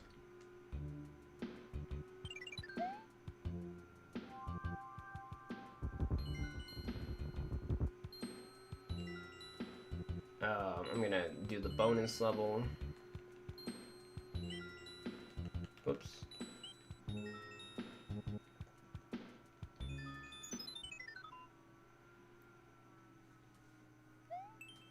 Hidden block life farm. This is the only one that actually forces you to wait.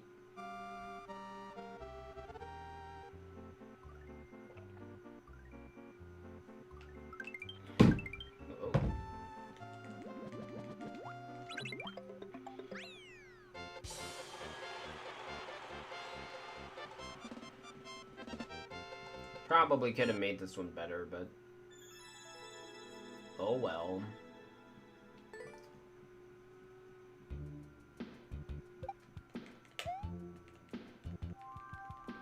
And just like that, it's done. Okay, so now you've reached 2-3, which is, again, it puts all of what you've learned thus far together. So now you need to worry about double tapping as well as surviving as well as surviving the lava that comes rushing up. And then a boss fight. So this is 2-3, a lava two-step. So it's referring to double tapping and going quickly. And then you have the just use B and A. So you know, otherwise you probably won't know, I don't know. And what's cool is those thwomps won't let you go through unless you're using B and A.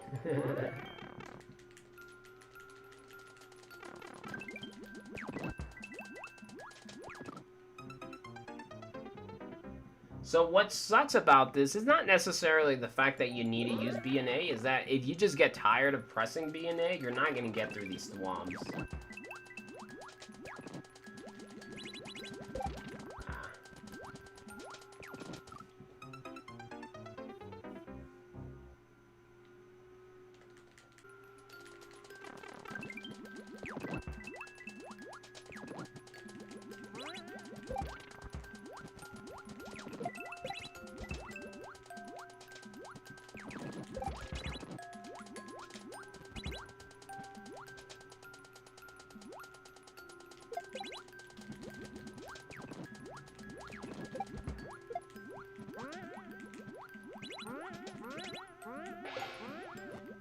So there's a lot to explain here. The problem is that I don't really know how to explain it. So basically, what you're going through is, you have to rush through this section, and it's actually pretty short, considering what you need to do. But it's just, well, I won't be able to save it anymore. But it's basically just, do the thing that the level wants you to do. Yeah, see, like, this is just the very ending. So, you're double tapping to quickly get past the thwomps. That's the only way to get past them. You're activating switches, so when you go through to the next section, it lets you go through. Otherwise, you'll be blocked by either one-ways or thwomps. And you have thwomps that also get activated, that block your path / activate other on-off switches. So when you come up here, you hit the block to hit the Koopa, which can do one of two things. Either it will either land on the cloud or land closer to the left side. So you throw him to the left, which allows him to go up and right. But the only way for him to continue going up without you dying, you need to hit the turn block. So when he does it, the top section up there drops the helmet. The helmet activates another on-off switch, and the first on-off switch also makes it so the shell can go down and bounce back up. Otherwise, the lava will just destroy it, as you can tell by the way things work.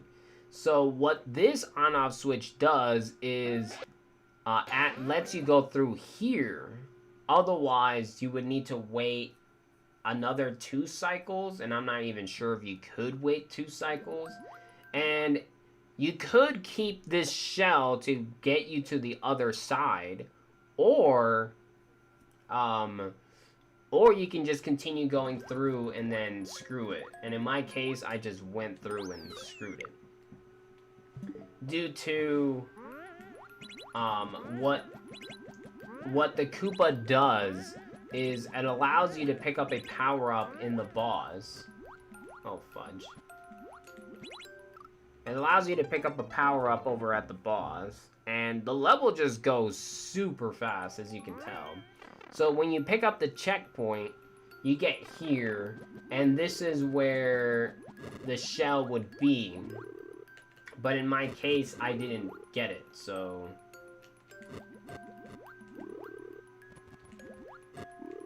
And then two Iggy's representing the second boss. So hopefully you can see the pattern that I'm going with.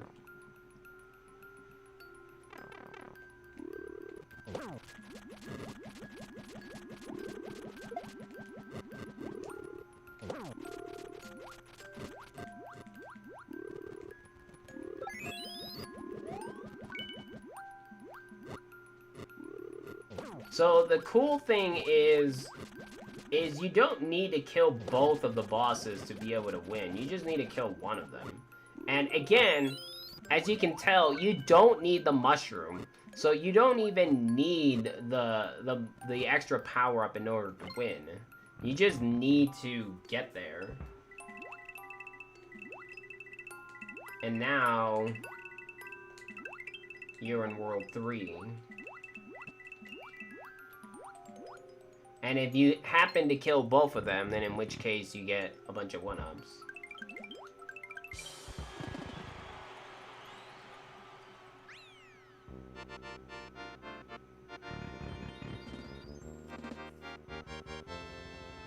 So I'll go more in depth into this level outside of this world, because there's no way I can get back into it.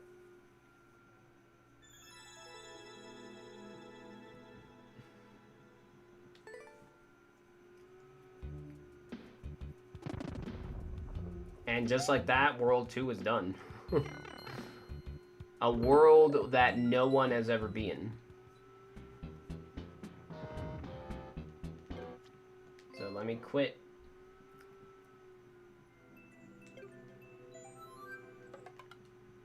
Let me go here.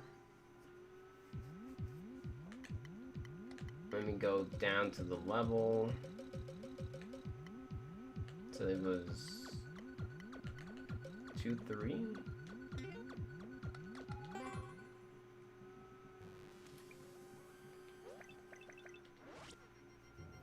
So again, the only way to get through here is by double tapping. If you don't double tap, you're just gonna die.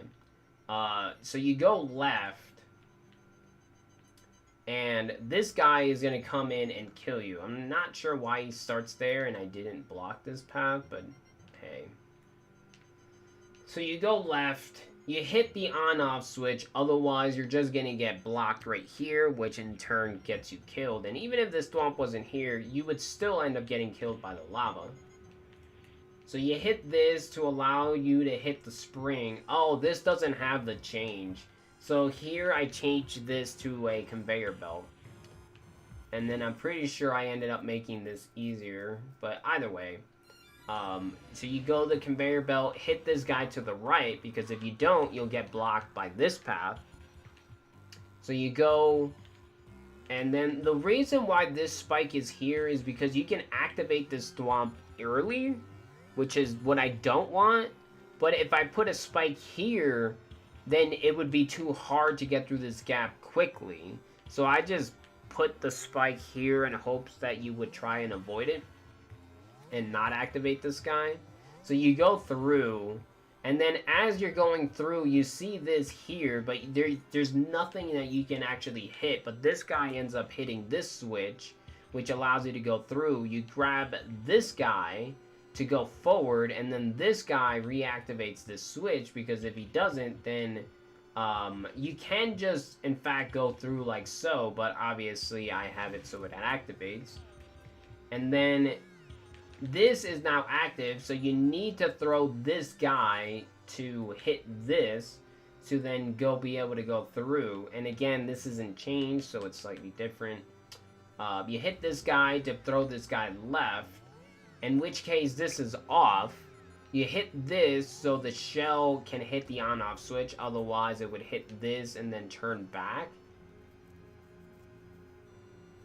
Who knows what happens there? Which goes up. This is slightly changed, so you go up, this goes left, shell activates the switch, you need the helmet in order to survive, and then you just go through. And then over here, this was a second section that I had added, but I didn't like what was happening, so therefore I just ended up removing it. And, well, not removing it, but just not keeping it in the level. Although I still think it's a cool idea. I just need to be able to figure it out if that day ever does arrive. I got pretty far. I got all the way over here by the time I ended up stopping. And I was just like, you know what? I'm not liking it. Moving on.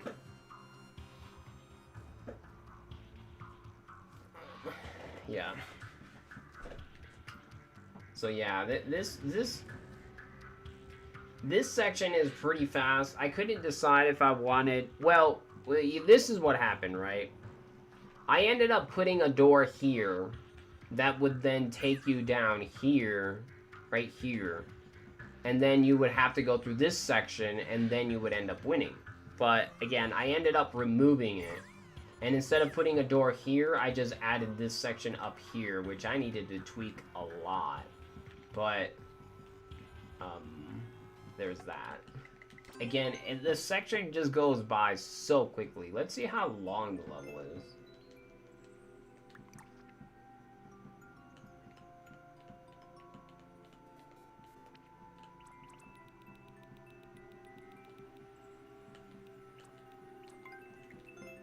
Two, 3. This is a minute 2.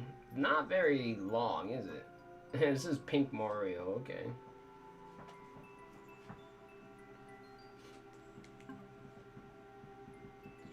And then it says all of World 2 skill test, so, yeah.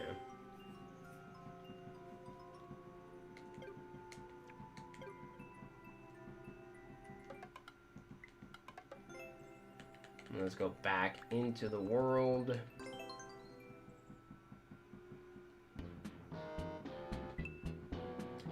So now we're in World 3.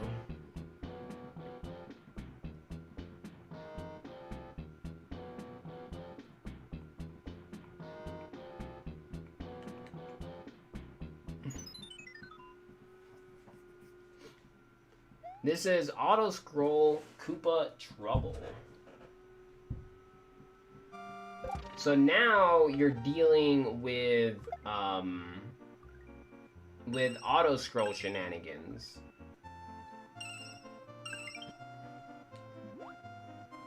So right here in the beginning, it says throw the Koopa up because there has to be a switch somewhere. You can't go through, and if you try doing this, it doesn't work.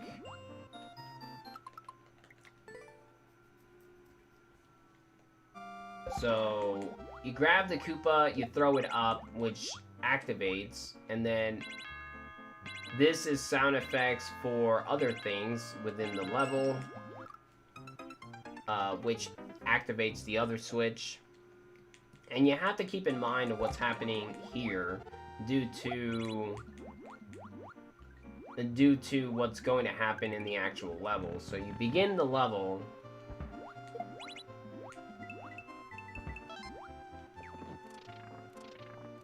and again, it's auto-scroller, so you're trying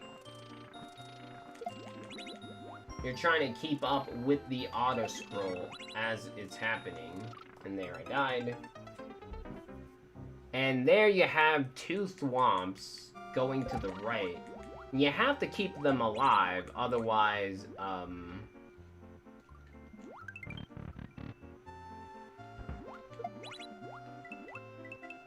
otherwise you die. You activate them by picking up the coins. Here is the arrow,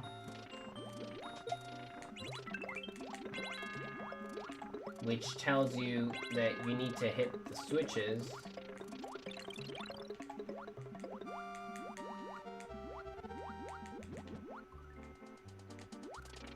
Here is the coin that I ended up missing. The shell that comes back in your hand. There's the ding. Ended up missing that.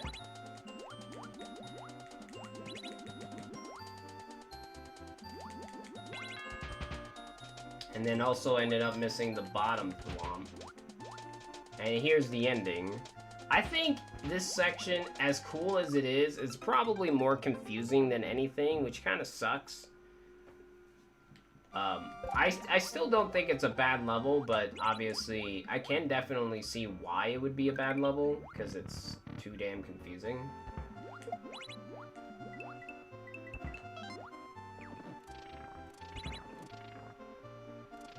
So basically the levels just keep up with the auto-scroller and then throw what you're supposed to.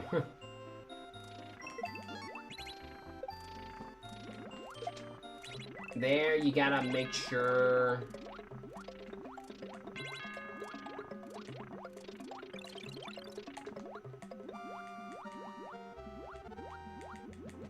You gotta make sure to throw the Koopa to the left and not the right.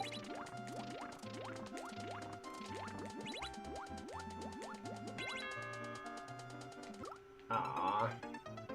So, as you can tell, there are red walls and there are blue walls, so you have to make sure that the thwomps are actually getting through before activating the switches. In the very beginning tells you which ones you should hit twice versus once.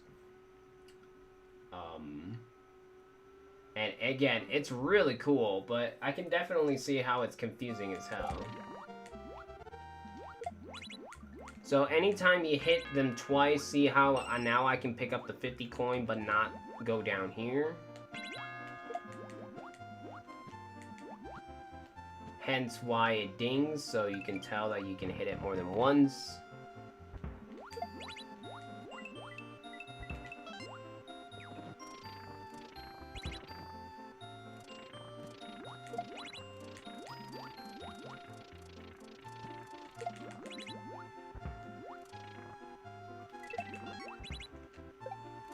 See how the thwomp hit the wall?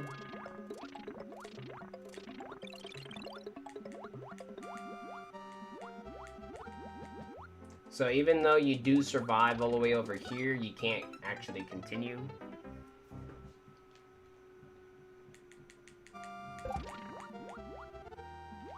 So yeah, probably this level doesn't work very well due to the fact that, again, confusion can easily happen.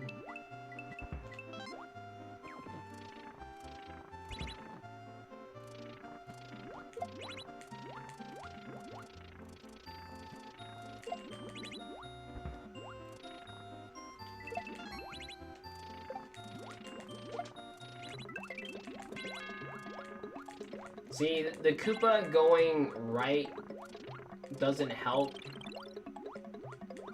because now there's no way you can actually get the shell again without hitting the Koopa, and by then it's too late. So if you hit the Koopa, see how the thwomp got stuck immediately? So you need to make sure the Koopa goes left. And the indicator is there showing you to go left, but...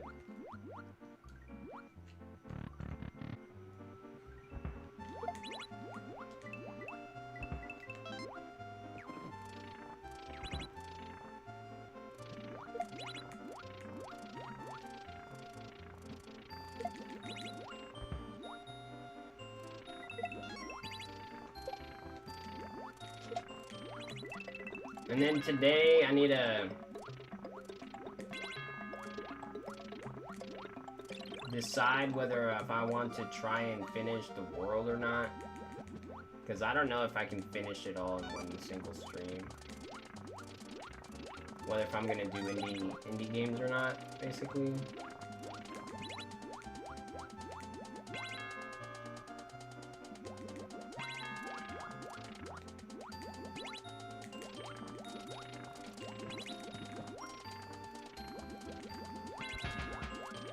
Bottom goes through, the top goes through. Oh. There you go. So now you can just touch the flag, or you can go through the door,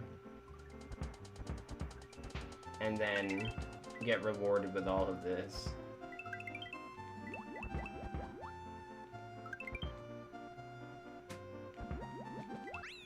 Yeah. That's 25 minutes? Okay.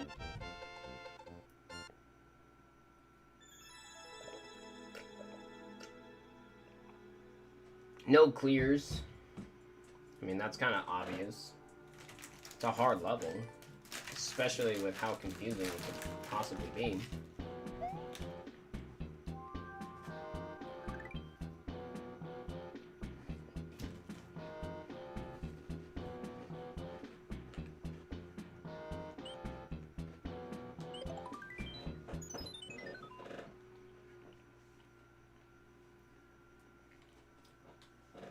So this is just another life arm, Bill Blaster life arm.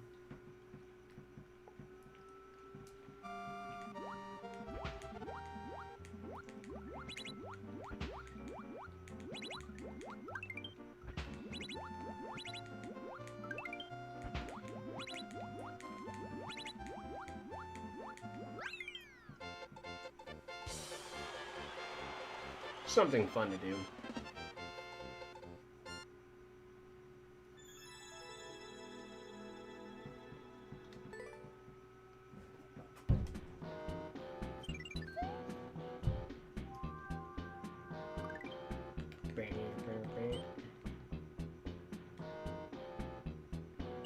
So still no game overs.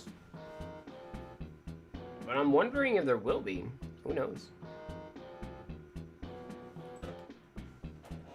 Okay, so now we're heading over to 3-2, which should be the mushroom. Man, this cookie tastes really good.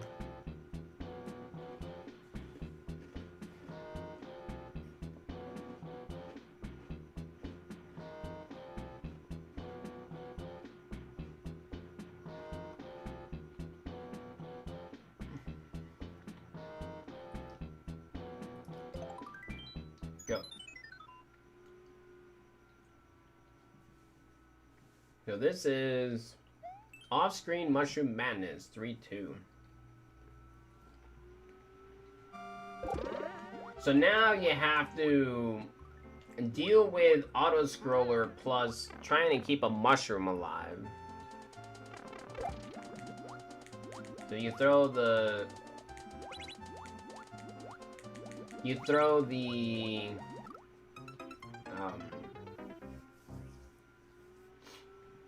the shell over to the right. And the funny thing is that another streamer called Royru, he ended up getting this level in Endless, Super Expert Endless, and immediately skipped it because he didn't do the right thing, and then obviously causing lives to happen. He didn't even want to deal with it, which I find funny now due to the fact that he would have gotten 3 1-ups. Not really sure why he did that, but either way, you throw the mushroom to the right.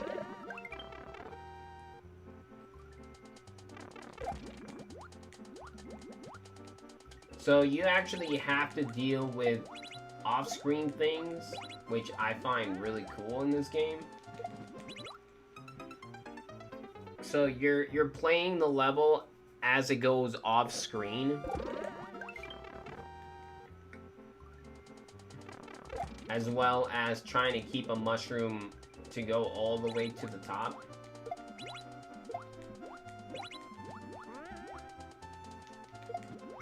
Damn it.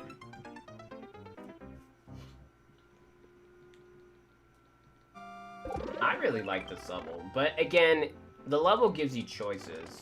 You don't need...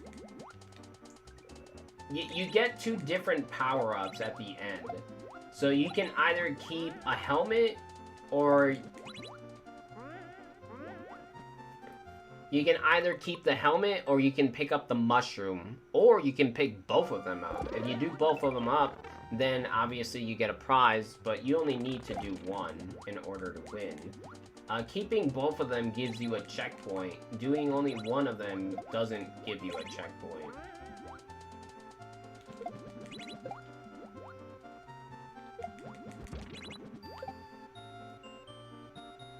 So again, you're just activating things as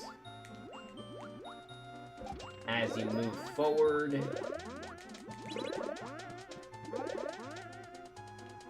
As well as doing things off screen.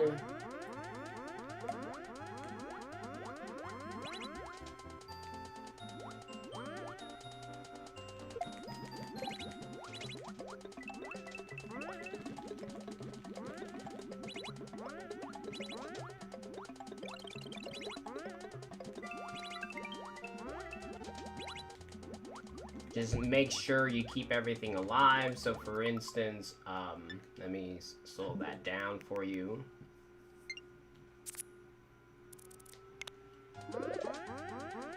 So as you go through, obviously the mushroom activates these note blocks which throw munchers at you. So if you're not fast enough, you'll just end up getting blocked or killed. Or, you know, just getting killed by general of the auto-scroller. The only way to get through this gap is if you're holding the item. So here, it's showing you that the shell goes to the top left. But the only way to do that is you won't be able to get through this wall unless you have the switch active, which is what you do with the helmet. So when the helmet goes thrown to the right, see how it shoots over to the left, which I think is really cool. And then obviously back in view, you avoid these guys because you want to keep the shell in order to hit this on-off switch. Otherwise, you won't be able to get through. You activate the switch, which allows you to pick up these coins, which you need to be fast enough, otherwise these boos will be in your way and therefore you die. And then you have to hit this switch here in order to activate this block here. As you can tell, it's active. So you hit the switch so the helmet is allowed to bounce up. And you have to hit the switch again so when it goes through, it doesn't get blocked by this wall right there. You have to make sure you hit the switch again so it doesn't go through the other side, otherwise you die.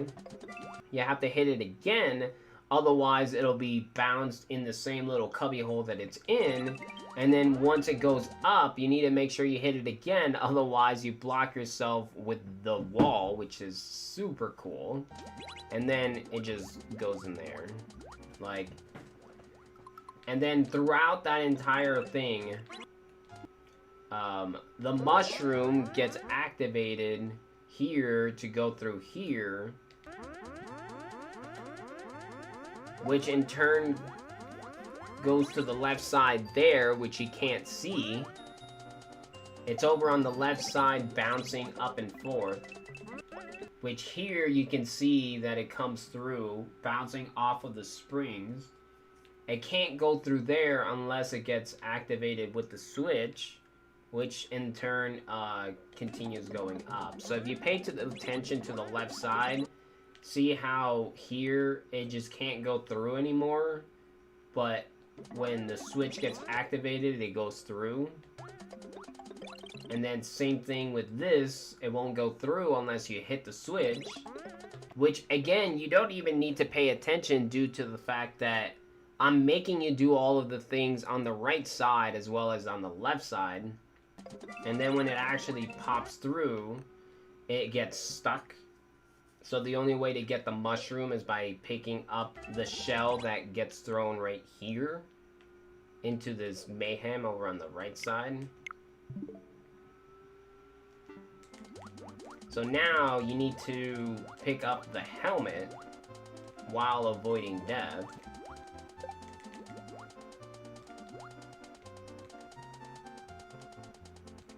So again, here, you can either just keep the helmet or pick up the mushroom, or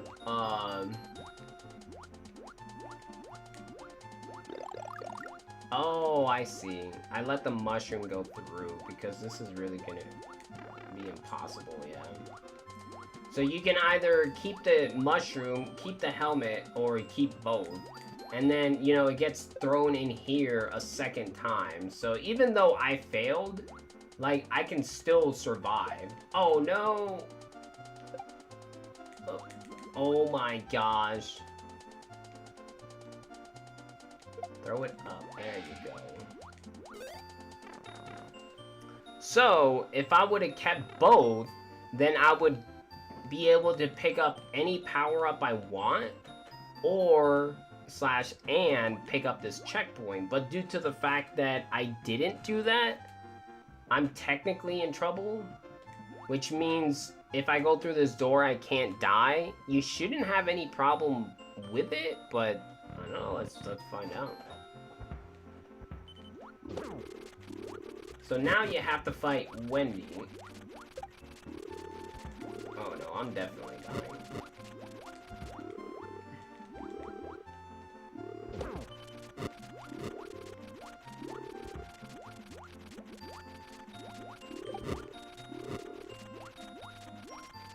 Oh, hey. So there you go.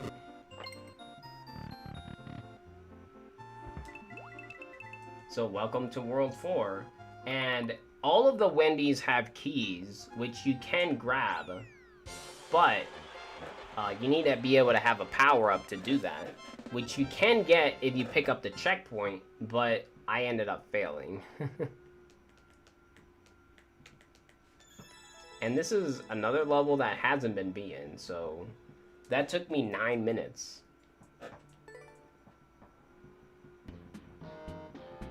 And World 3 is done.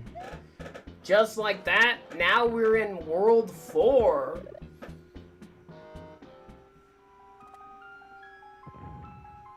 World 4 is the world that worries me the most. So...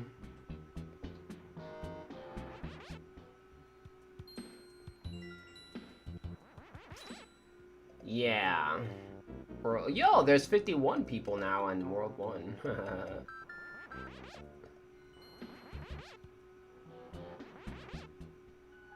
So yeah, World 4 is what worries me the most. Once I get past World 4, I'll be able to get to World 6 super easily, since World 5 is just a boss rush type of thing. But yeah, World 4 is going to be a problem. And this first level might be another problem, but I hope it's not as big a problem as 4-2 will be, but let's find out.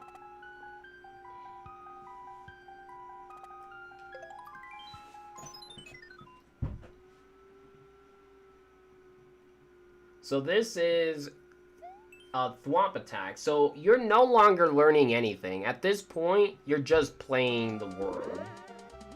So now you're dealing with momentum, you're dealing with enemies, you're dealing with avoiding crap.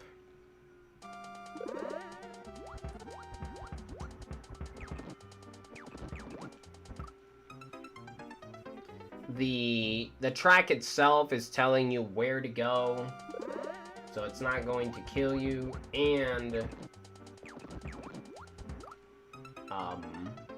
if you're too slow, the boo will just come and snatch you.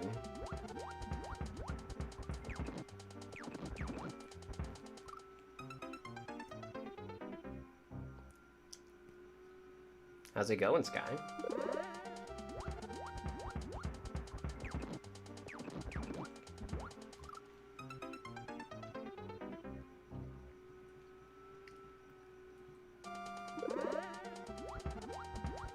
Did I really not put a 1 up here? What?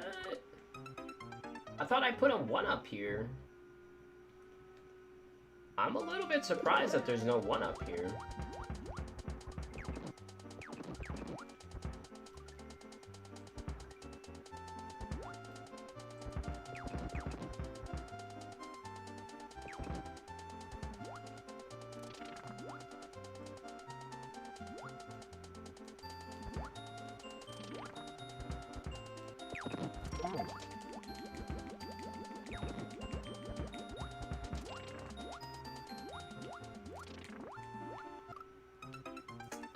Huh. So let's recap what's going on there.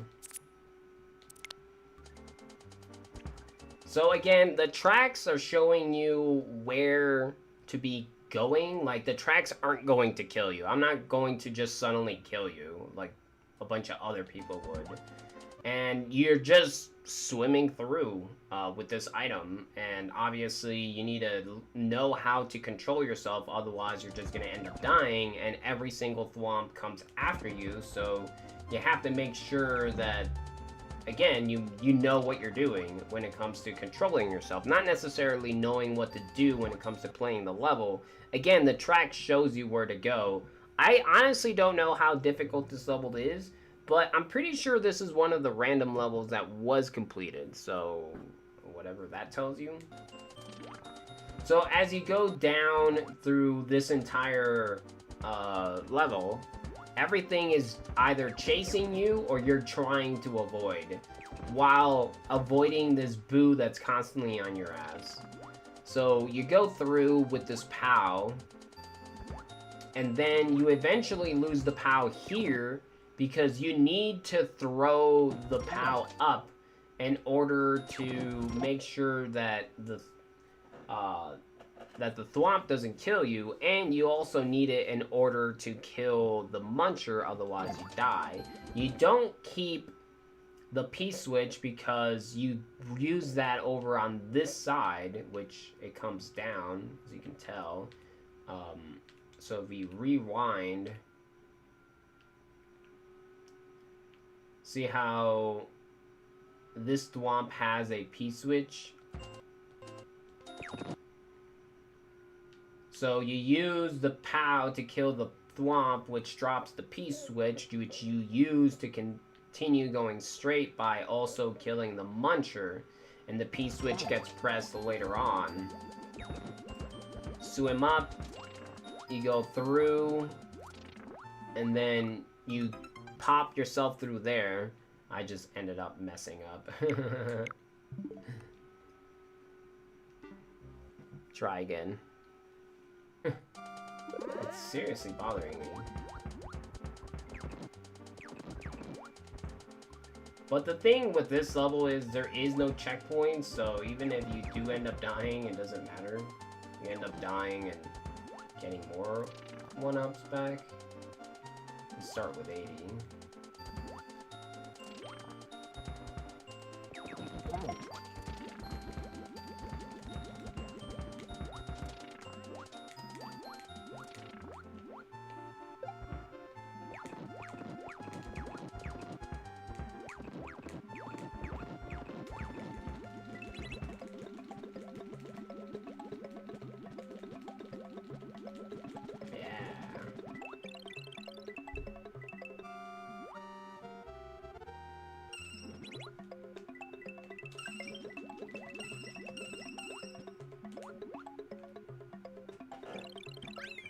So, if you're fast enough, you can gain extra coins for 1-ups, and if you're too slow, you can either die by the boo, or simply not be able to pick up extra 1-up, extra coins for 1-ups. And there you go. Oh man, we've reached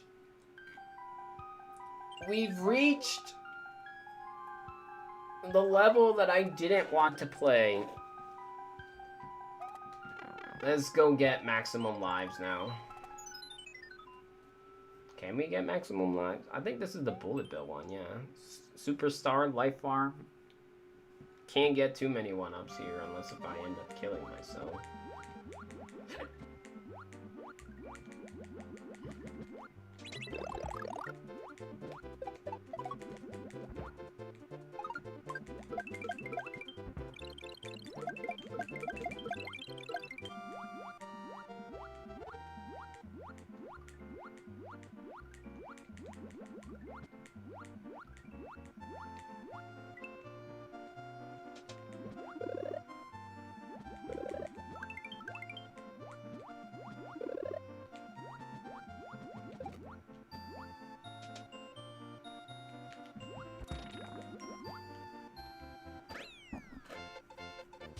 Not even max lives.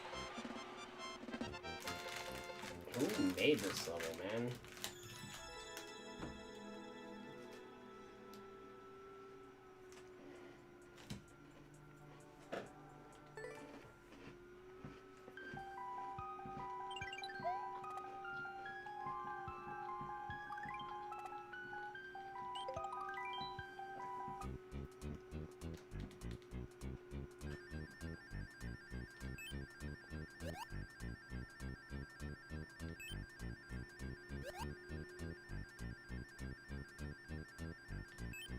Did I get it? Yeah!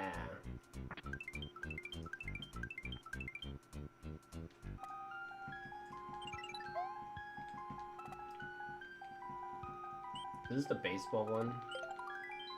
Oh no, the pump.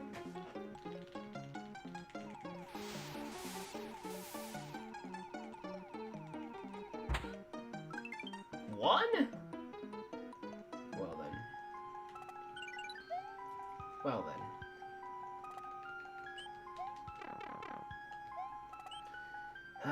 Here we go. I'm gonna start a prediction for this level.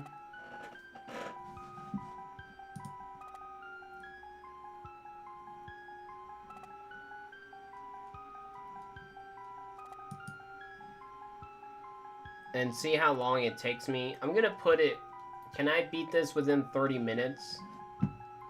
And hopefully I can beat it within 30 minutes.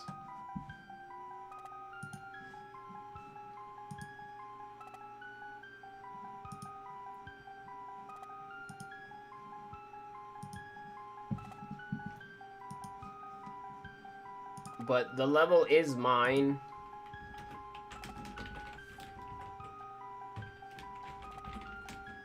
Within 30 minutes.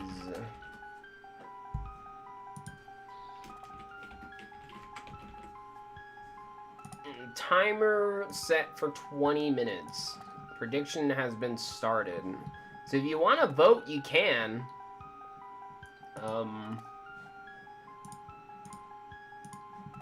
Yeah, started a prediction. Can I beat 4-2 within 20 minutes?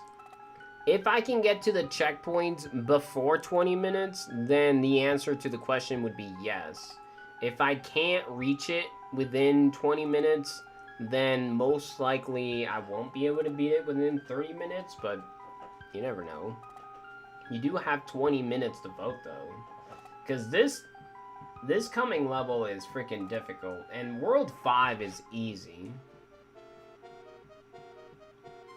World 5 is easy.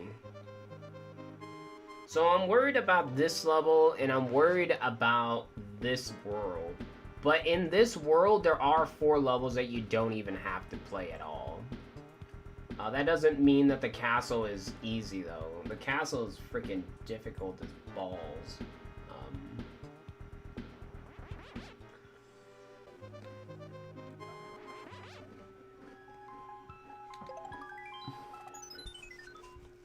There we go.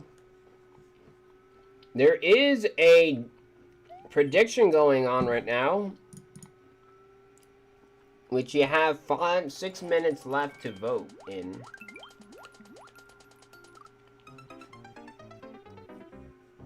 So the prediction is, can I beat this level in within 30 minutes? Go through the pipe.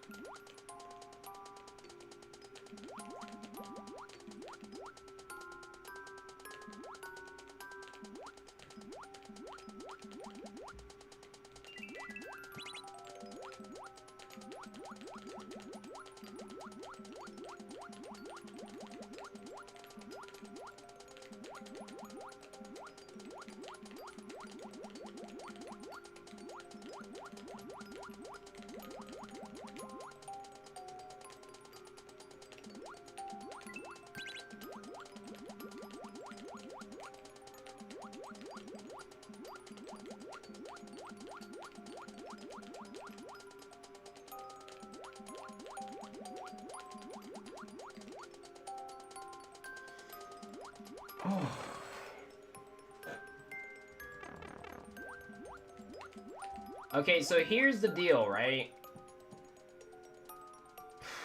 You can only get the checkpoint if you use the POW. And if you do get the checkpoint, you get the possibility of 2 different power-ups, as well as 1-ups and coins. The thing is, to get that checkpoint, you have to confidently get through that spike maze or just go through. I'm gonna go get the checkpoint because when I beat the level the first time, when I first uploaded it, I didn't get the checkpoint because I didn't want to try and die. So...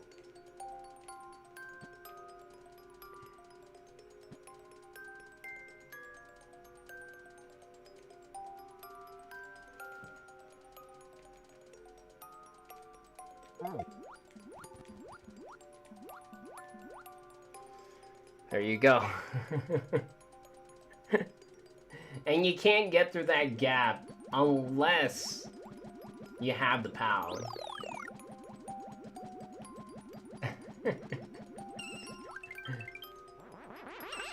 But you don't need the checkpoint. The boss is easy as hell.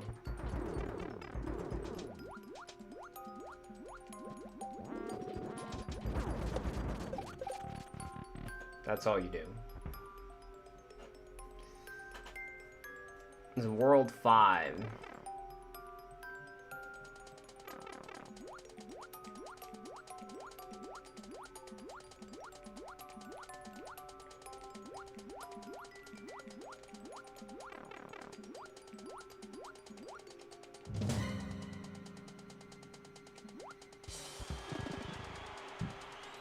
Under 30 minutes, yeah. I beat it in 13 minutes. If you have a power-up, you can just go straight down. That's the whole boss? Yeah, that's the whole boss. No one's beaten this level, by the way. So, the question, choose prediction. Can I clear 4-2 within 30 minutes? And the end timer is 13:22. Hell yeah.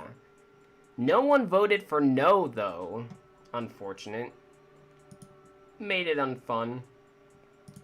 The answer is yes. I didn't know if I could do it, and I did it. That's good. Everyone that voted just got their points back.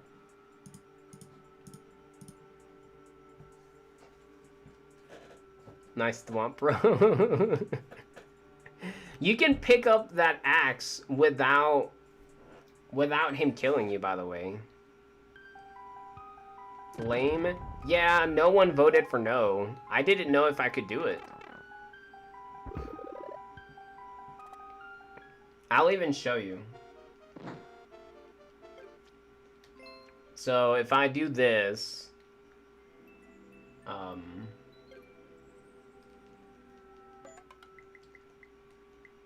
go here. Everyone believes in me? Yeah. So 4-2 was a problem level, and now 6 is a problem level. So that's the level to look for. So if I had a power up here,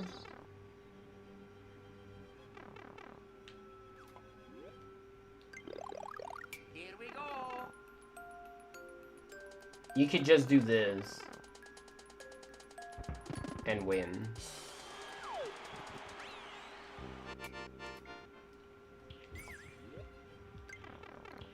But if you didn't, then you would need to do this.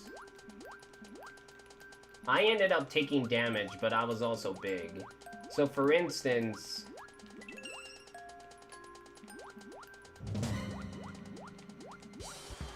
see, you can just do that, and the thwomp won't reach you.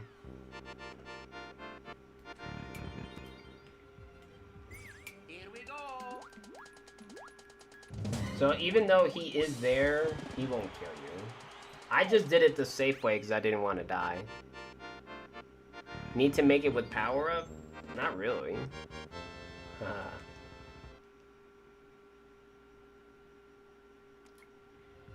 My faith in him is secured.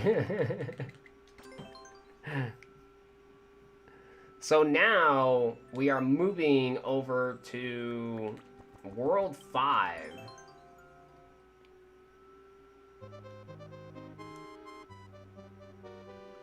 Yeah, I mean, you could easily make it with the power-up, but, it's pretty scary to try and spend that extra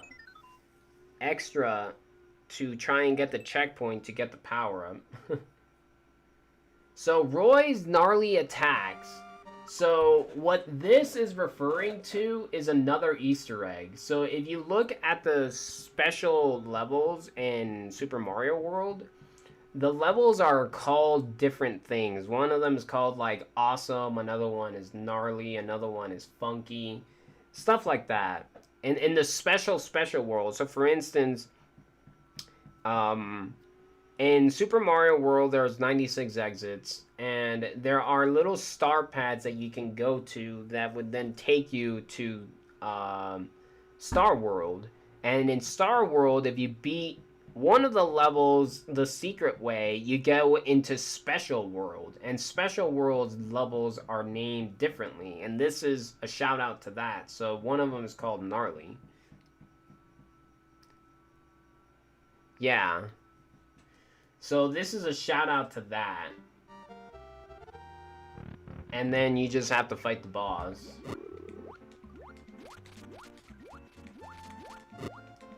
So you can choose to either pick up the mushroom or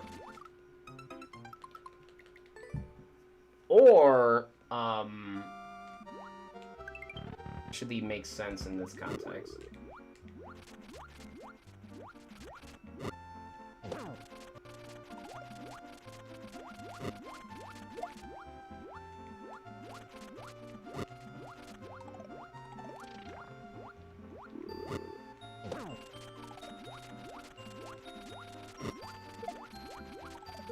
And this is probably the harder boss of the three.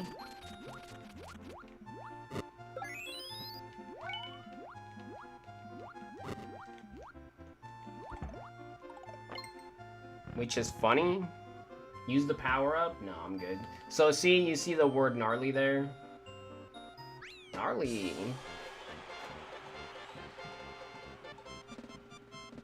Or is that normal? It's not lagging at all. It's either that or I'm not dropping any frames at all either.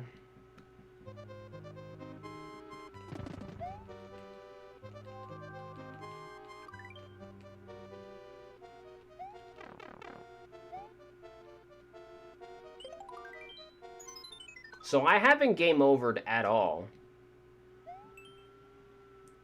Yeah, underwater makes the wrenches go slower. That's what you're referring to.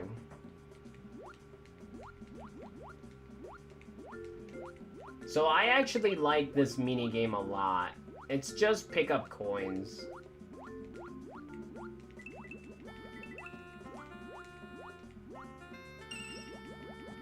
And this is the only world that actually utilizes the water theme that isn't water.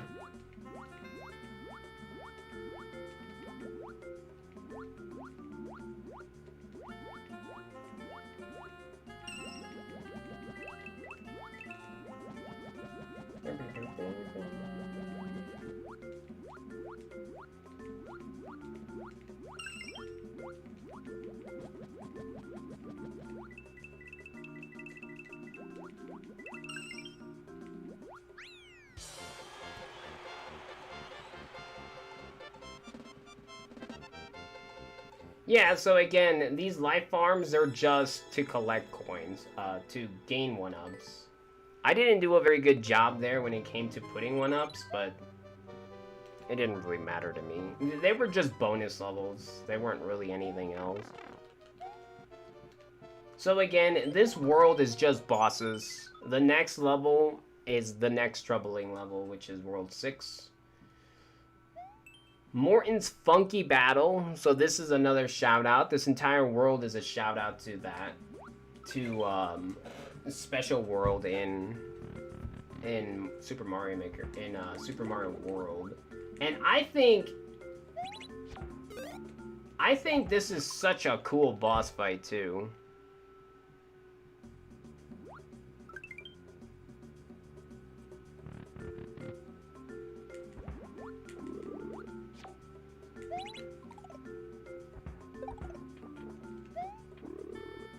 So you utilize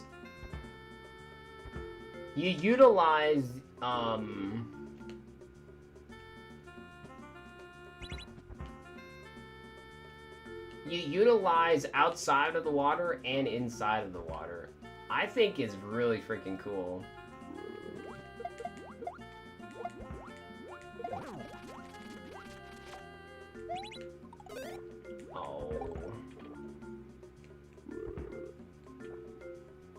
I might be able to survive. No, he freaking stopped me. Yeah, I think this is one of my coolest boss fights right here. I just think it's really cool the way I had it set up. I wanted... Again, this is the only world that actually utilizes levels that have water and without water.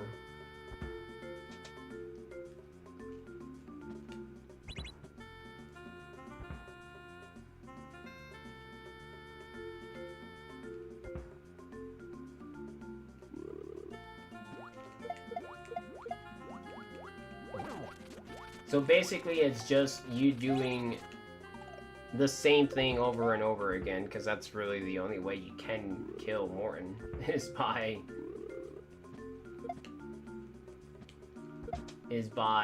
doing the same thing over and over.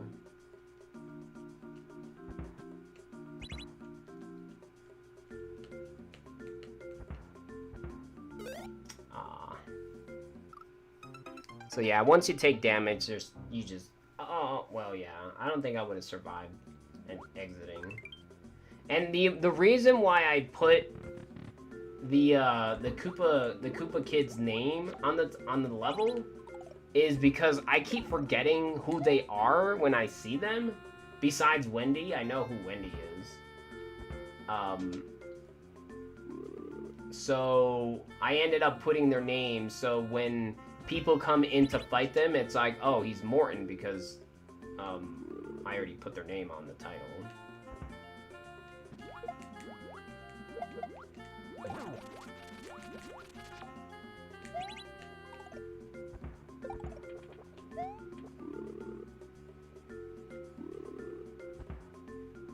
Yeah, I'm super proud of... I'm super proud of this boss fight. I just think it's so cool the way I did it.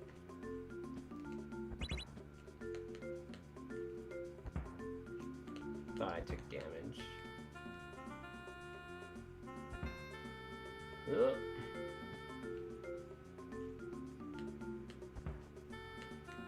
Wait.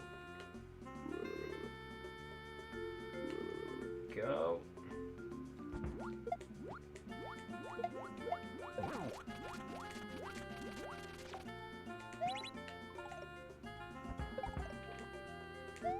I had trouble figuring out where to put the door, because the door at first, it was right where the shell was, the dry bone shell, but I didn't want to make it where people could accidentally go in the door again, so I put it like a little bit further to the right, but people could still accidentally go into the door.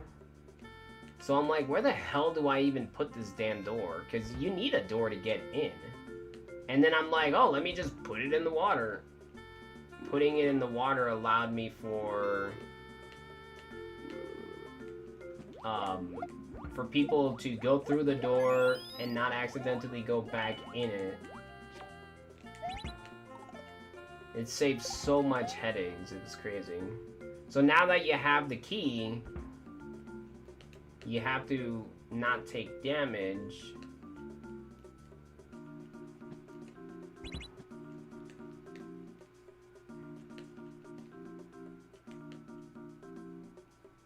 In order to get through here.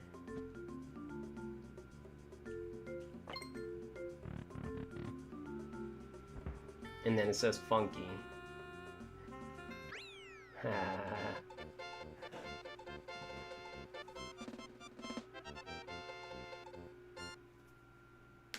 Of just this? I could. 23 minutes? Yo, huge congrats, Big Jelly. Appreciate the lurk, Tippy. So this one's Morton's Funky Battle. And now you have... so basically, as you can tell, throughout the world, I've been putting a Koopa Kid in every single... Pain in the noggin? Yeah, 1-2 is going to be even harder. So, every single world has been going up against every Koopa Kid. and I've realized that I wasn't gonna have room to fight the remaining Koopa kids, so I'm like, do I put 2 different Koopa kids in one world to try and finish it off? And then this world was gonna be totally different. It was actually gonna be a frog world in SMB3 style, but when I made the first level, I had a lot of trouble trying to figure out Nog is censored. Oh. I had a lot of trouble figuring out what to do when it came to SMB3 Frog, because I wanted it to be all water, and I didn't want to do like an SMB3 item swimming level. So I wanted to make it Frog, and I made one level, and I'm like, I'm having a ton of trouble because I finished making one, and then I needed to make a second one, and I'm like, I'm having a crap ton of trouble trying to figure out what to do when it came to what it is I wanted to do. And I'm like, you know what, I'm just gonna take out SMB3 Frog because it doesn't make sense to put him in a item swimming level where all of a sudden I throw you with Frog where I haven't teach you much of anything and hope that you can do it. So instead, I'm like, well, what else can I possibly do when it comes to World 5? Because I still want a World 5. And then I thought, oh, I can just add the remaining 3 Koopa kids that I haven't added in my world. And that's what I did. I just added every single other Koopa kid. And if I'm using one Koopa kid in each world, guess what's gonna happen on the last one? No, just the word Nog, like N-O-G. I'm assuming. So this is the last easy level. World 5 is easy. So this is Ludwig's Groovy Mayhem. So this is an Easter egg to SMW Groovy, as well as my sub alert. So whenever someone subscribes, see, as you can tell, it says Ludwig. You hear Earthworm Jim yell out Groovy. So this is just a shout out to that. It shouts out SMW and me at the same time.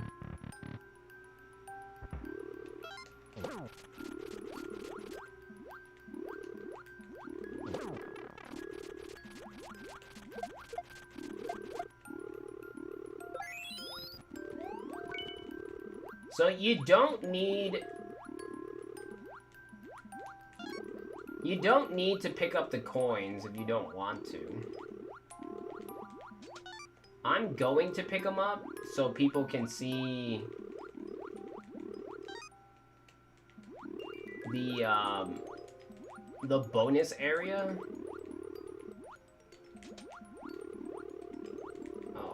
Oh, I died.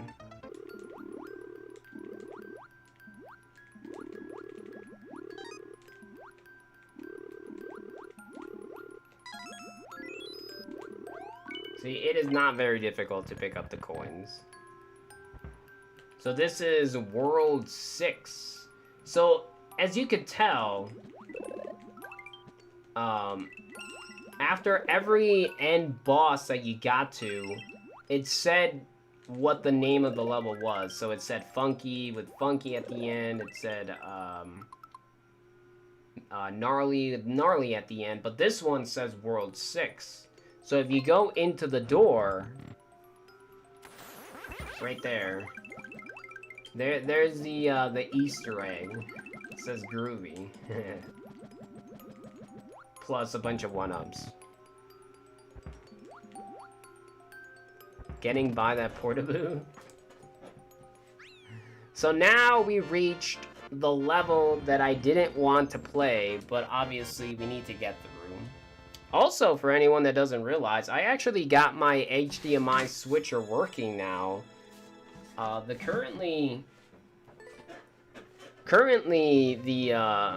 my Switch is now connected through the switcher, and that I like, this thing is so awesome. It's small and nice. It's so good. So here it is. So here you have 4 levels. This is one of the levels that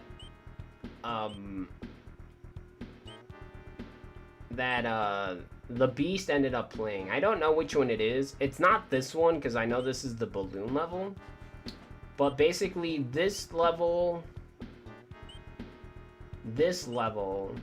and this level, the entire world is based around those 3 levels.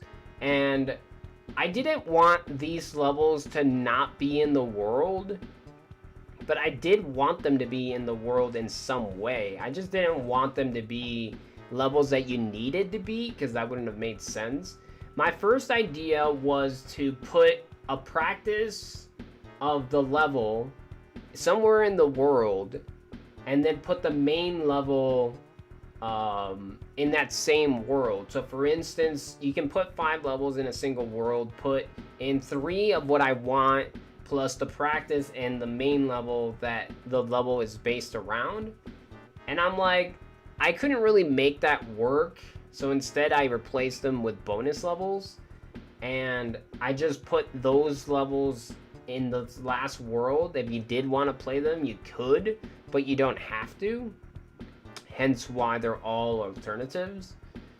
And again, I just felt like they belonged in the world because this entire world is based around these levels. But I didn't want to force you to beat them either, because that wouldn't have made sense.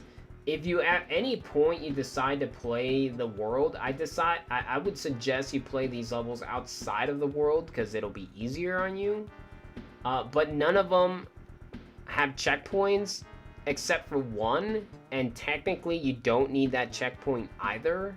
If you do end up picking it up and then dying, you're literally better off not even bothering with the checkpoint area, because the entire level is based around beating it without the checkpoint. So none of the 3 extravaganza levels that I have checkpoints in them, and they're also extremely long.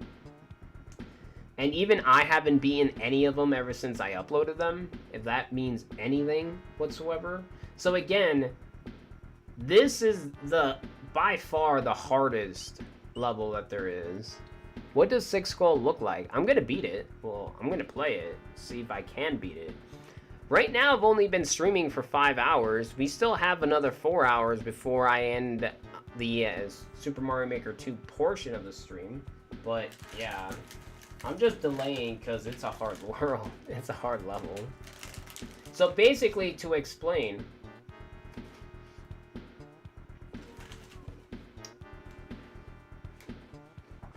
now that you've made it to the final world, by the way, no one has beaten World 1, and this is World 6. So this level puts everything that you learned together, but it also has checkpoints. So again, you know how to item swim. You know how to item swim while dodging enemies. You know how to move fast while item swimming. You know how to move slow while item swimming. You know how to keep your momentum while picking up and letting go of items. You know how to double tap. You know how to avoid things while things are moving in auto-scroller fashion, whether if it's lava or off-screen. This does everything.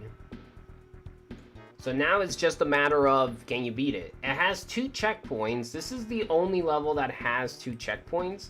So it has,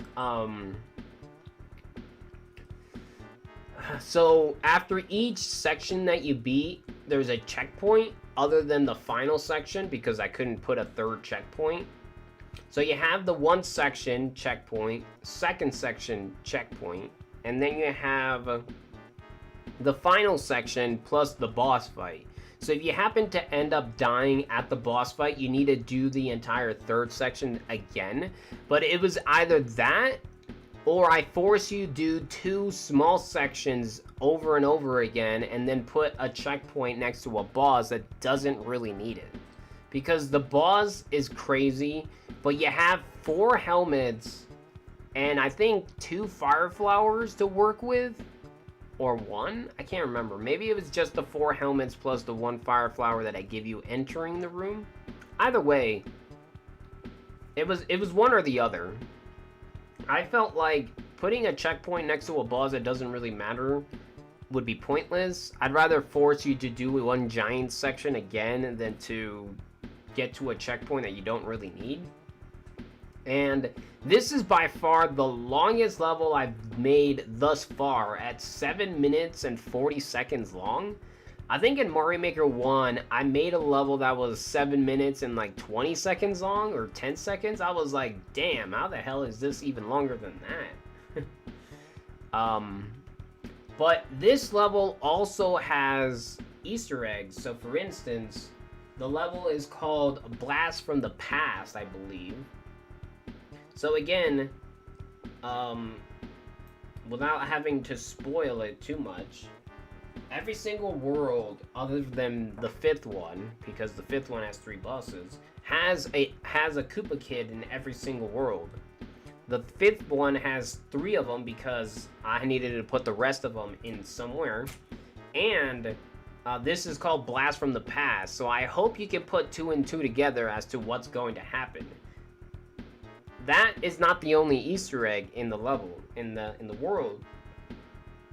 The final Easter egg in the world is the level itself. So for instance, the 2nd section, or the 3rd section, depending on how you look at it, that entire section is based around one of my levels in Super Mario Maker 1, but only one person has been able to see that section, and that person actually ended up beating that level. And it took over a year for somebody to actually beat my first Super Mario Maker 1 level. So it shouts out my Super Mario Maker 1 level that I made who the hell knows how long ago. But yeah, this is by far the hardest level that I have. But if you've been able to get this far, you should be able to beat it.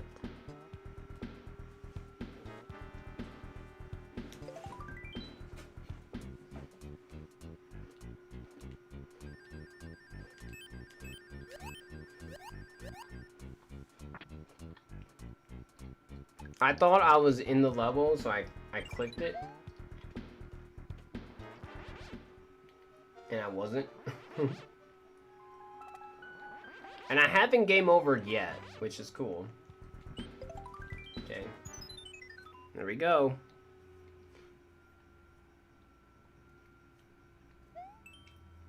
Blast from the Past, 6 skull.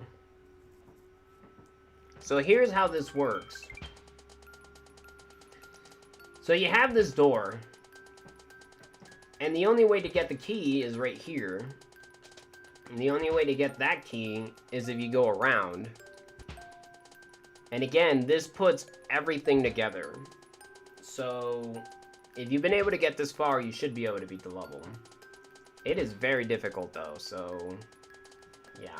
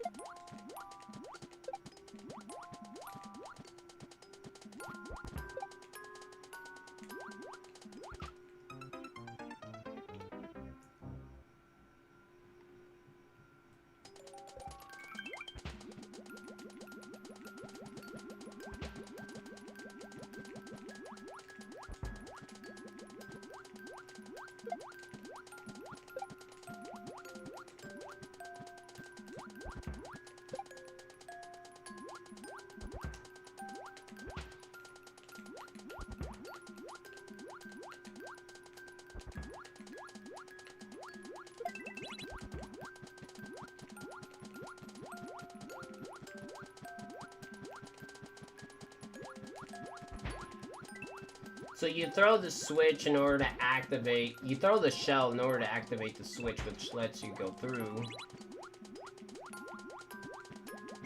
Here you have to activate the switch twice in order to get the shell back.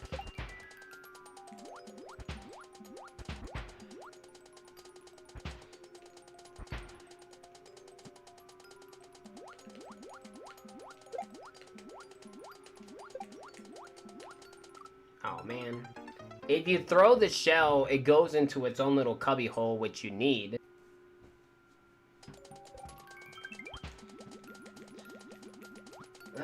Man. It's such a hard section, man.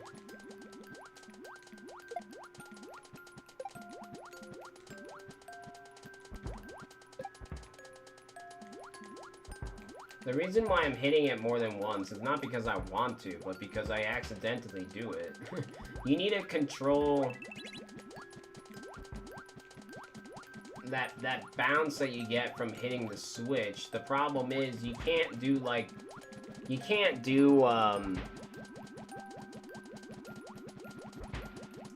like double tap because you'll just end up spamming the on-off switch, which is not what you want to do. So you kind of have to hit it and control yourself on the way up as well as on the way down.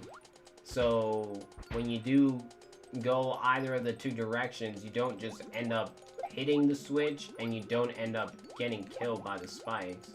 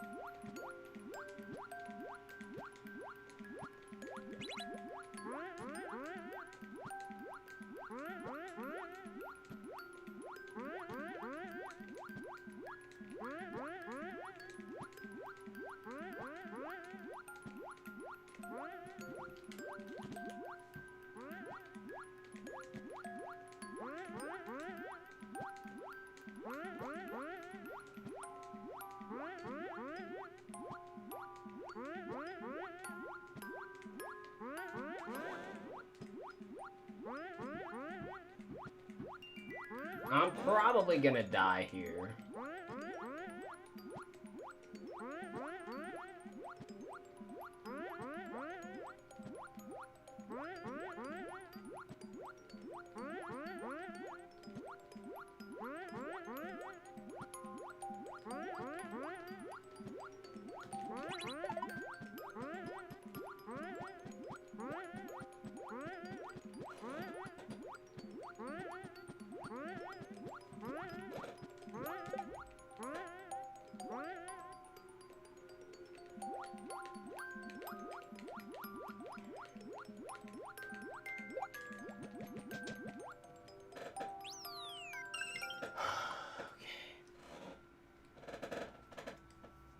Oh, man. Okay, we did it. Now we get to the thwomp section.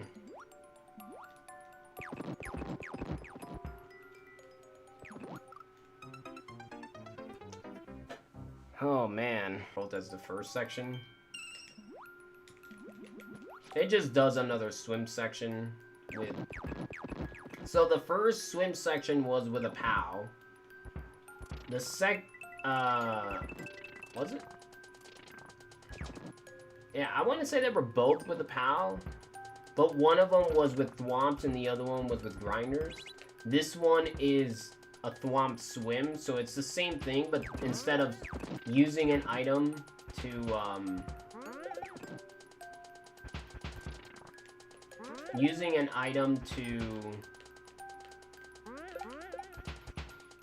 swim with, you're already on it.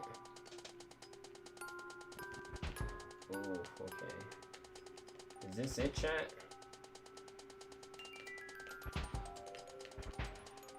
Go! Yeah. So now you're back at the beginning, but with a power-up and a key.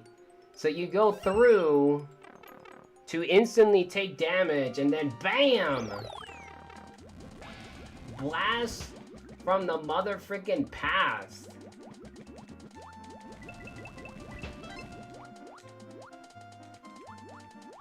So this section is the second half of my very first Super Mario World level that I made. The section that no one ever saw. Except for one person.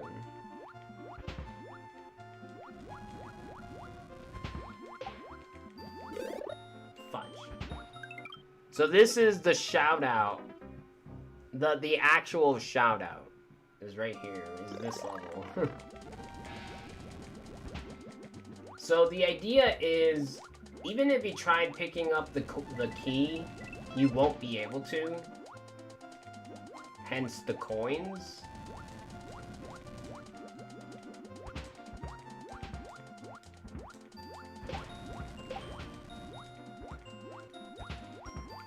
So every single key that you'll see in this section are fake. You can't pick any of them up.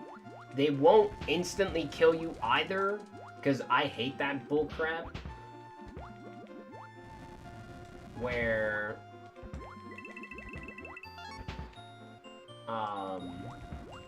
if you take the wrong path, you're instantly dead. I hate that.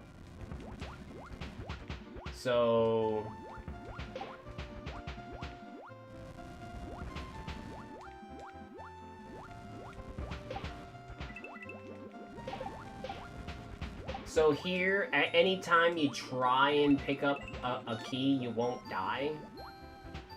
Unless you accidentally kill yourself. So for example...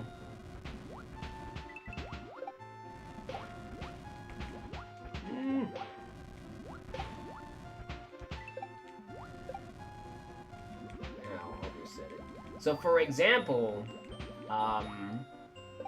you can't lose the helmet. If you lose the helmet, you're dead.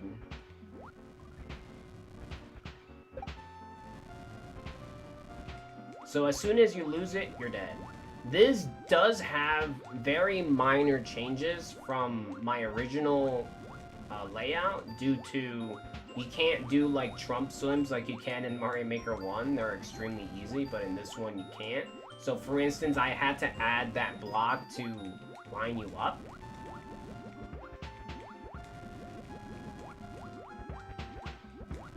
I had to change this little section there in order to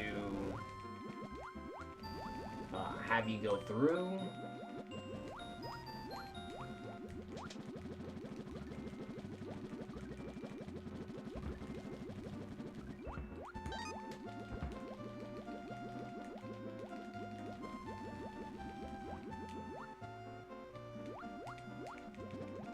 So again, every single key is fake. You can't pick up any of them. I'll show you in this one. Well, obviously you can't pick up the key because you have the frickin' clouds. I was like, I'll show you here, but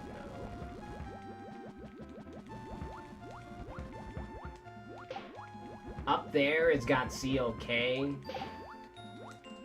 just can't see it. So here is the reason.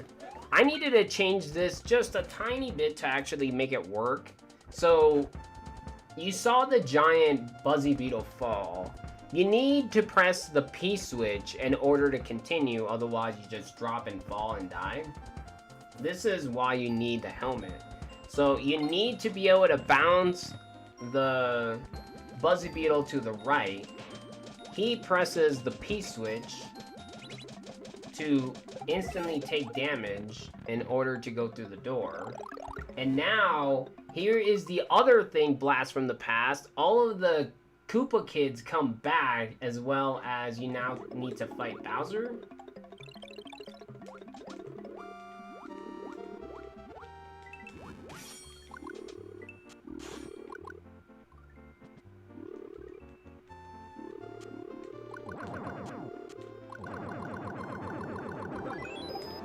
you go. So it is a mayhem type of fight, but look at that. Thank you for playing. And this is another shout out to SMW. So in SMW Special World, when you get to the end, at the very end it says you are super player. So this is just my rendition of that, where it's just thank you for playing. And then bam, sub 5 hours.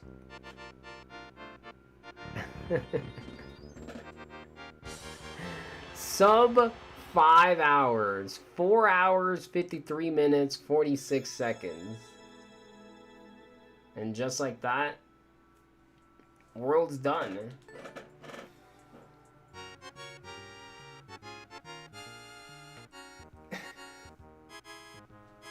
My guess is this is probably a 30 to 50 hour world.